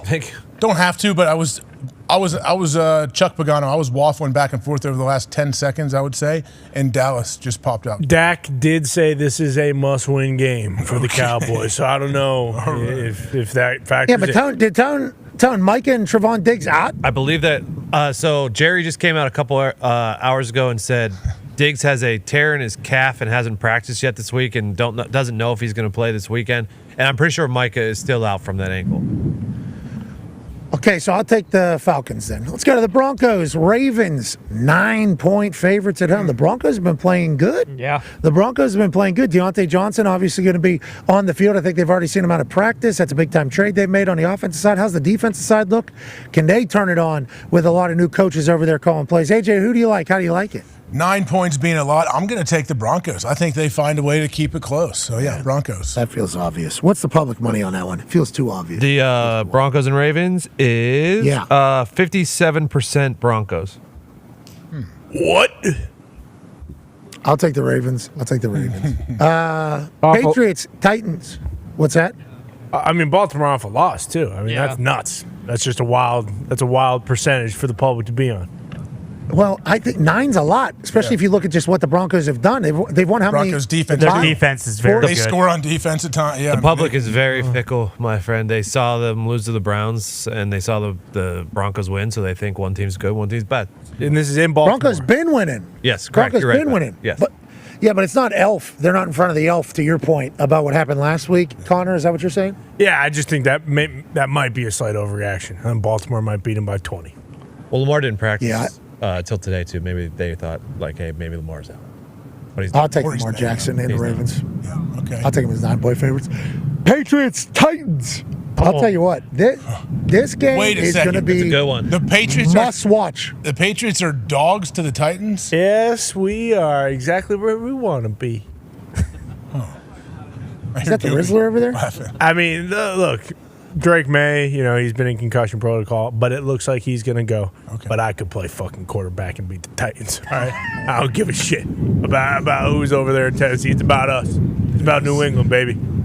Tennessee's got a good D. Always going to do that. They do have a great defense. In our O-line, it's so bad. Oh, no. They play better. They play better. But our wide there might be a receivers- reason you guys aren't favored. Yeah, is what you're saying. There might be some reason. Their secondary is very good, and our wide receivers. We'll see if they wear gloves this week because they need that Drake's stick. got that southern accent. Drake's got that southern accent. So him getting back down there in Tennessee, he might feel right at home. Yeah. Might be a home game. That's a Favre in him too. That's where that gunslinger comes from. I expect him to make some pretty throws. I'll take Drake May and the Patriots +3. Come on, man, let's go! I'm gonna take. You don't want us to win though. I mean, yeah, but I want them to cover. Good teams win, great teams cover. Go ahead, AJ. Yeah, I'll take the Titans, honestly. Give me the Titans. Why not? Dolphins, Bills, AFC East. Gumpy's over here grinning like the butcher's dog. Gump, how do you feel about the game? Oh, great. We're going to go into Buffalo and win for the first time there in like 20 years for sure. The boys are buzzing. You guys haven't won in Buffalo in 20 years? You haven't won in Buffalo in forever, dude. 2016. I think OBJ probably finds the paint. Feels like this will be a big game for him. Okay. AJ, how do you feel about this one? Give me the Buffalo Bills on this one, Pat. All right. Tua's got new hairdo. I love Tua. I just love Josh Allen. I love what they're doing over there. Keon Coleman's finding it. Yeah. I saw Josh Allen had a great Halloween as well. Yes, he did. Yeah. He and his girl host the whole situation? Yeah. Of course they did. Obviously, we know, great leader. We know everything runs through him. All right. I'll take the Bills. Saints, Panthers. Saints favored by 7 in Carolina. Who's playing quarterback for the Saints? Doesn't matter. I think Carr's back. Oh, is he? Okay, I'll take the Saints. Yeah, I'll take the Saints as well. I mean, it's not going to be Rattler. Is it Jake Hayner? Oh, if Hayner's in there, this line would be fucking Carr 14. is back. Carr's back, yeah. We're both in the Saints. Chargers, Browns. I believe there's going to be a great interview between J.J. Watt and Jim Harbaugh before this one kicks off. Browns fresh off a dub over the Baltimore Ravens. Underdogs at home in front of the dog pound. Chargers favored. What time's that game at? That's a 1 o'clocker. Oh, 10 o'clock their time? Oh, man. Favored in Cleveland. Ooh. Ty, your thoughts on this one? Well, it seems like this could be the old Jameis. Hey, he was a world beater last week, threw for 330-plus yards, 3 touchdowns. We might see the other half of Jameis this week, the guy that goes out and throws three picks and, isn't quite as good. I don't know. I still have a tough time betting against Harbaugh, Herbert, and the Chargers. So I think I like the Chargers here. Is it 10 a.m., 6 a.m., 5 a.m., parking lot, football field? It don't matter. Give me. I'll take the Chargers as well. I don't think Jameis is going to have a bad game. I like the Chargers to win, though. Yeah, I'm with you. I like the Chargers to go on the road and get a win here. Yeah, feels too good. Jacksonville Jaguars traveling into Philadelphia, the Ill-a-Dill. Oh, boy.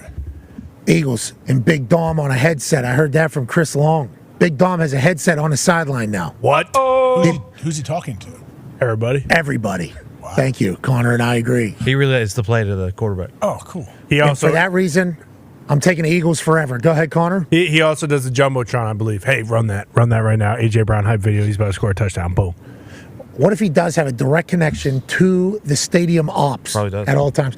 Slow down and replay. We're going to try to run a little hurry up here. All right, run. Second. Hey, big third down here. Let's get the defense chant going on and run it now. Defense. Boom, boom. Defense. Boom, boom. Defense. Boom, boom. Boom, boom.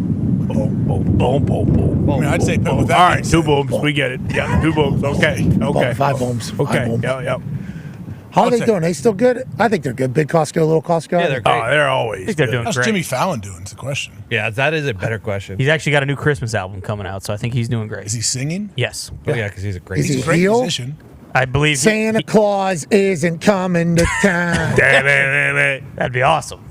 That would be. It's the new character. Yeah. It was 5 booms. We get it. 5 booms. We get it. Okay. Okay.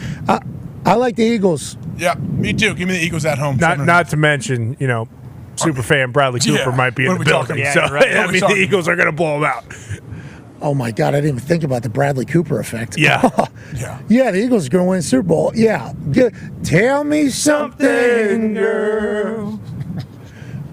Brother. Dude.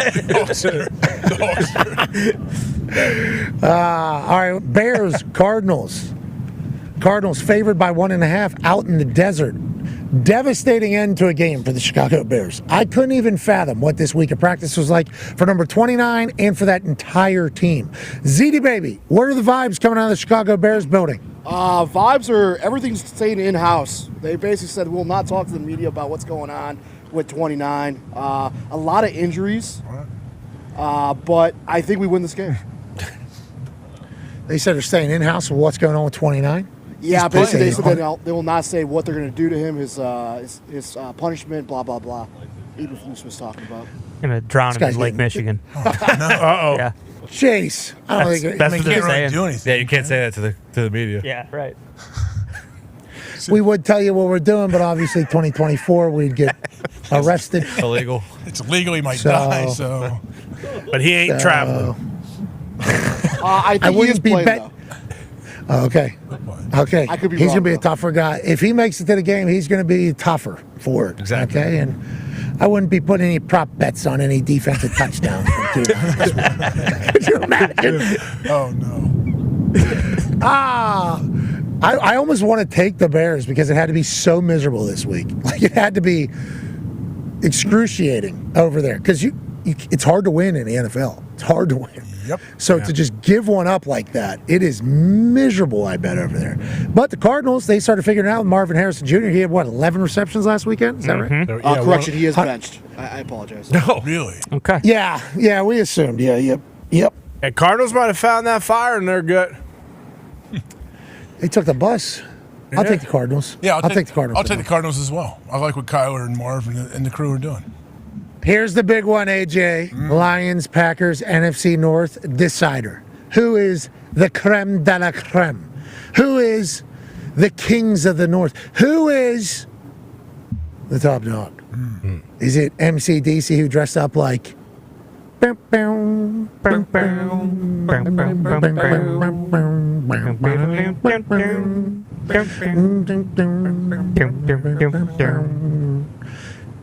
last night for Halloween and the Detroit Lions, or is it going to be Matt LaFleur with his big ass brain, Gutekunst with his forward thinking, and Jordan Love fresh off a groin injury? Is he going to be playing this weekend, Ty? Is that what's happening? Yeah, I think so. He was a full participant in practice yesterday, and it was raining. The weather was not good. I believe Diggs said he did practice again today. So, yeah, I believe he is going.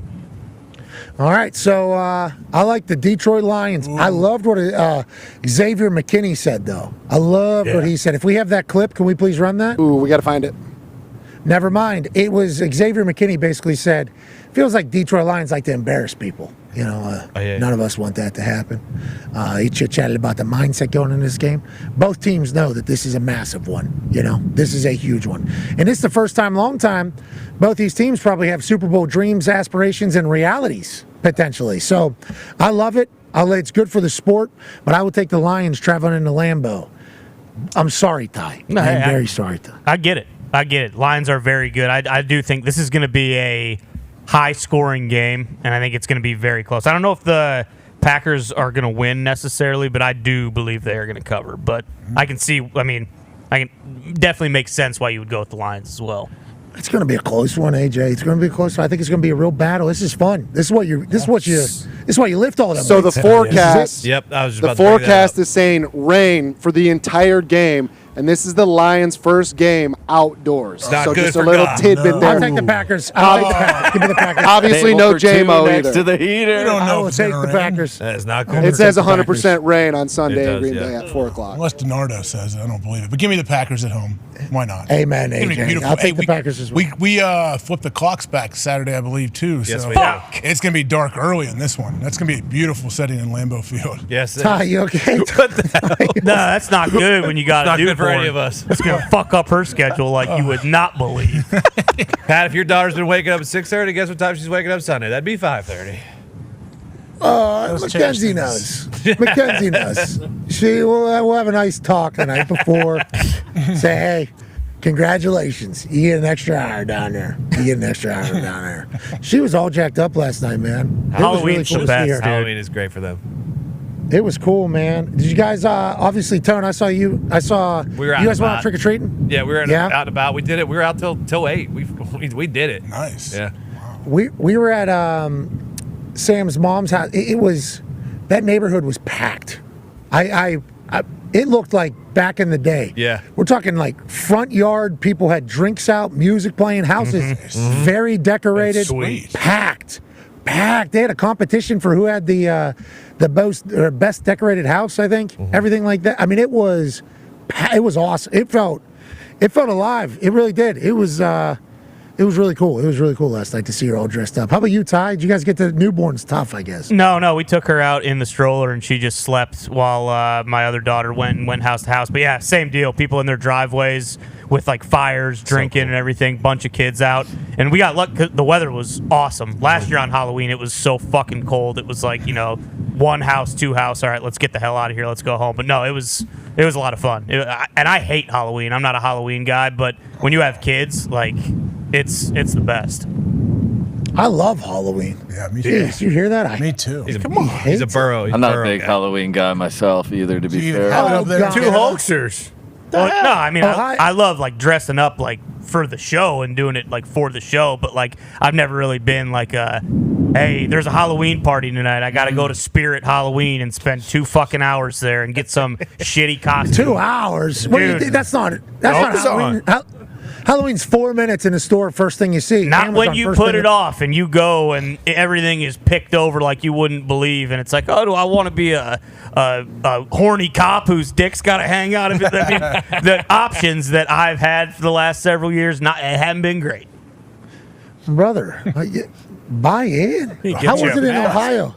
How was it in Ohio, AJ? Awesome. Was it good?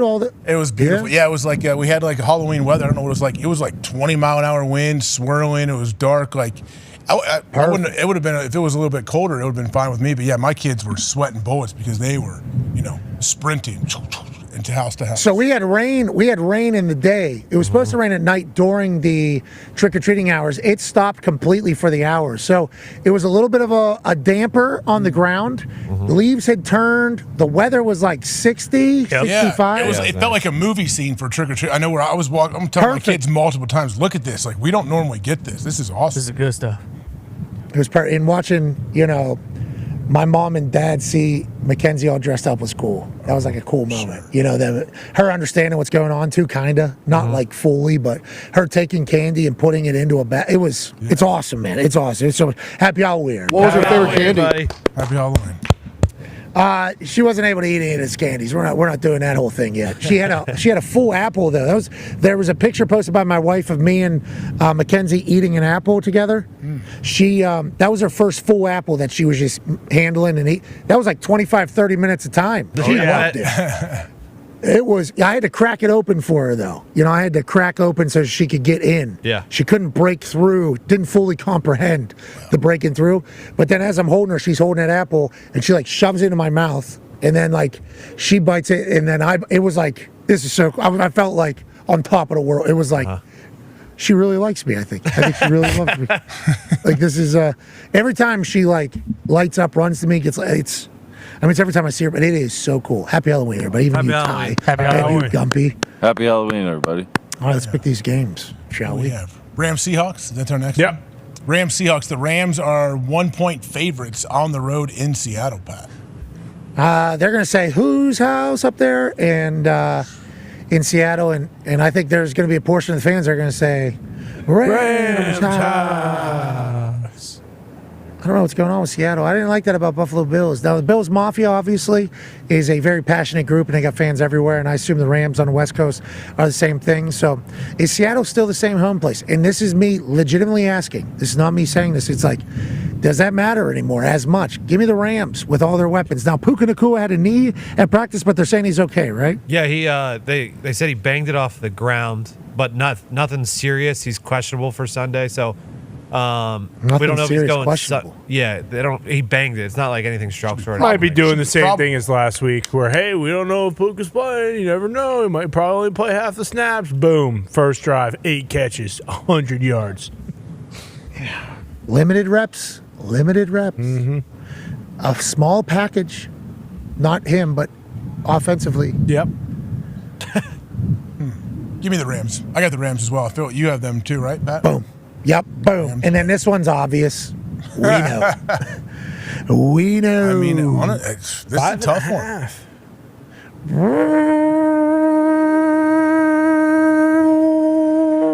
It's going to blow before the game. They're going to do their Skol chant. Mm-hmm. Kevin O'Connell's going to look so cool. So cool. Brian Flores is going to have such an incredible game plan. Mm-hmm. Justin Jefferson's grill is going to look amazing. The hitman Harrison Smith's disguises are going to be phenomenal. But look at Joey Flack's coming it down. Yeah. Okay.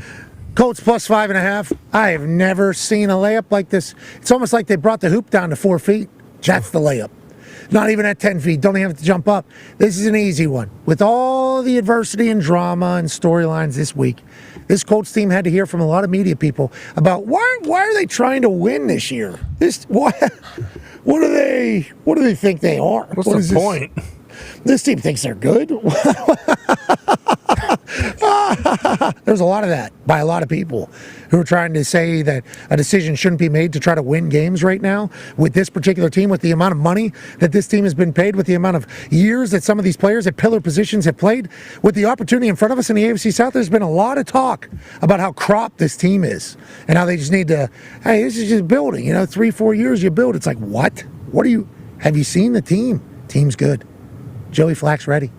Plus 5.5, I like it. And remember, the Colts, last time I believe they played in the Minnesota Vikings Stadium, got a very big lead. Yep. Very big lead. Huge. And I assume that's going to continue, AJ Hawk. Give me the Vikings at home, minus 5.5. I just think, I love what the Colts are doing. I will never root against Joe Flacco, or I'm not rooting against the Colts, but I feel like the Vikings. Yeah, you're just making picks, brother. They're just making picks. Hawk is back for the first time. Powerful. Yeah. Who? Hawk. TJ Hawkinson's back for the first time. Yes, that's a good sign.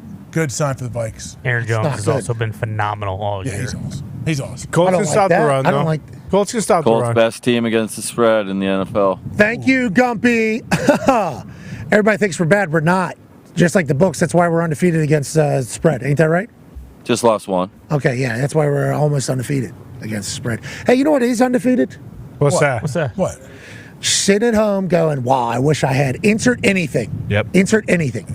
I wish I had, boom, product, boom, food, boom, drink. What? You know who has your back if you're in that moment ever? Bang, DoorDash. Now, it's very breezy right now.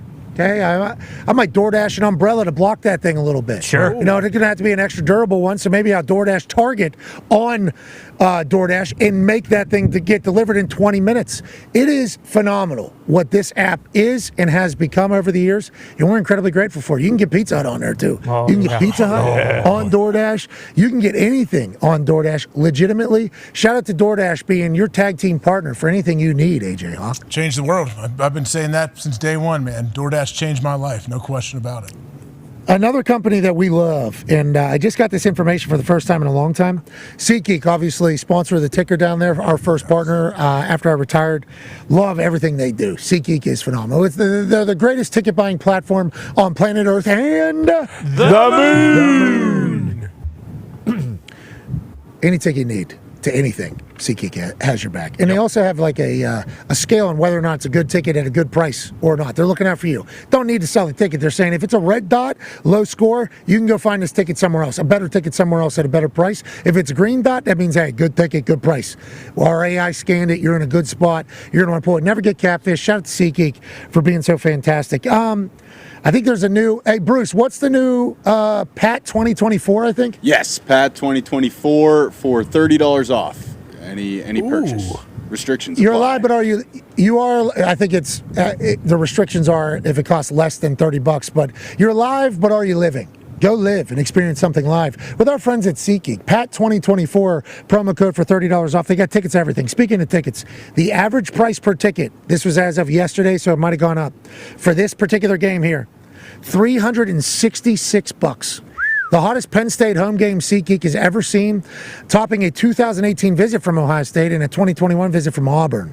There's going to be some Ohio State, obviously, that always happens, but 30% of buyers for the game are in Pennsylvania, 16% are from Ohio. Okay, that's in the secondary market, let alone the season ticket holders that are hanging on to their tickets. That's obviously why it's not 100% there, but that is the highest average ticket price that they've ever had, and it's because we got our fourth top 5 matchup of the season, baby. This is a massive game here. Ohio State already has one loss, so, depending upon how this whole thing shakes up, you could have 2 losses in the Big Ten, maybe even 3 losses in the Big Ten and make it into the college football playoff, but this is a pivotal and a vital one for long-term consequences for both these teams, and the ticket prices say this place is going to be packed out, 111,000 people, averaging $388. You do the math. Jesus. Congrats to Penn State and Pat Kraft. AJ Hawk. Noon game, too. Honestly, I understand the whiteout situation. Everyone wants to have that. The atmosphere is great at night, but I think it's great that we get to watch the game early in the morning. I love when it's like I don't have to wait around forever for these big games. So I think it's great. It'll kick off the rest of the football day and get us kind of going in the right direction. Let's go. If it's your team, definitely. Yeah. Like if it's your team, let's go ahead and get this thing rolling here so we can get going. We don't have to sit here and wait and watch every other outcome too. There's primetime games, there's bigger consequences on the line sometimes because of shit that happened earlier in the game. So like the pressure and the build-up even gets greater as the day rolls on with other outcomes from around the country. So noon game, you get it out of the way. Let's go ahead and knock it out. Then you get to have a night afterwards of just enjoying ball, seeing what everybody else does. Players like it. I think fans, ex-player fans like it. I think these Penn State fans are like shoot pissed. They're selling shirts and everything. They're selling shirts here. Like noon games stink. Like they are, it's like their tradition. They feel like is getting robbed. That's kind of how they feel. But they're going to show up. They're already camping out, and it should be a good one. All right, boys. Yeah. Great week out of all of you. Great week, brother. Great week. Fun week for sure. Fun week for sure. For sure, fun week. I would like to say good luck to the boys Plum soccer team. They're in the Whippeal Championship tonight against Fox Chapel at Highmark Stadium, which is the Pittsburgh Riverhound Stadium down there on the river. And I'd like to let the Plum soccer boys know, hey, you don't lose to Fox Chapel. Okay? We don't do that. We don't. I live in a Fox Chapel-like neighborhood now. I'm softer naturally. Okay? I'm softer. You don't lose to Fox Chapel, okay? Let's get out there and get a win. You guys are prepared. Congrats to the Fox Chapel Foxes for getting to the Whippeal Championship. That is certainly an impressive thing. We're very, very proud of any Western Pennsylvania athletes doing anything sweet, and you're certainly that the case. Plum, we don't lose this game. This ain't a game. We win the Whippeal Championship tonight at Highmark Stadium on the river. And we remind the world that this is how shit works around here. Good luck to them. I am so incredibly proud of our soccer teams at Plum High School. The ladies soccer team played last night. They ended up losing, but it was for like a trip to States and a Whippeal play. It was a massive game. And then tonight the boys play the Whippeal Championship. So, I mean, we're in a good spot over there in Plum. And also, if you're here in State College and you're a barber, I do need a, well, so I need a little bit of a whole thingy, a whole thingy. I'm sure a couple people will reach out. Bet you the team's got one. Yeah. Oh, I didn't even think about the team with barber. Keegan Michael Never Key, mind. get his barber. Wow. He's bald. He's bald. He's bald, yeah. But no, that team definitely. Yeah. Oh, yeah. Okay, so never mind. Don't need a barber. Just going to try to find the team's barber. That's right. That's what I need before tomorrow. And it should be electrifying. Let's have a great weekend, boys. Let's enjoy the hell out of this. Hell yeah, Here we go. Let's go, boys. Gumsh. Come on in, Gumsh. Gumsh. You should see how Penn State he is. We went to that bookstore and we're at Roughshod over there. It's weird because he normally hates Penn State. Oh, boy. Can't hear anything, so go Penn State. Good. I wonder why. Hey, well, what AJ says why? Why go Penn State? They've been very nice to us out here, AJ. Good luck to you as well, though. I get it. I know how much you love the Buckeyes. Ohio State's going to blow them out. Connor. Just for the What did he say? Connor said Ohio State's going to blow them out for the record. And that's because it's a turkey burger, I think. That definitely has something to do with it, but, I mean, What's on Penn State loses these doesn't games. Wait, we can't go out on that. Ask me another fucking question. Do you think Ohio State wins these games? Oh, yeah. Yeah. Against Penn State? Oh, yeah. Okay. All right, we'll see, comment. We'll see. Have a great weekend. It's going to be a good one. Taylor Swift is in Indianapolis. Congrats to Indy getting Taylor Swift's last 3 shows in the United States of America. Captivated the whole city. Congrats to her being bigger than the Super Bowl. That's what they said. Jesus. They said this is like 2 Super Bowls coming to town. Nuts. The airport was shut down for it. Downtown shut down for it. Lucas Oil shut down for it. The hotels, the convention center is shut down for it. Taylor, you're an absolute beast. Congratulations. Cannot wait to watch you work. Weapon. Legit. She's a beast, dude. Oh, yeah. Absolutely. Jason Kelsey will be trying to kick a field goal tomorrow on College Game Day in Tim's to raise some money. Yes. We got a lot of shit popping off, man. Let's enjoy the hell out of all of it. Be a friend, tell a friend something nice. It might change their life. Thanks for traveling out to Indy, AJ. You're the man. Oh, yeah. Love it. Love being here and seeing the boys. Gump, you and Gump have a great time tonight. He said you have a great time today. Thank you, AJ. Team on me. Team on 3. 1, 2, 3. Goodbye.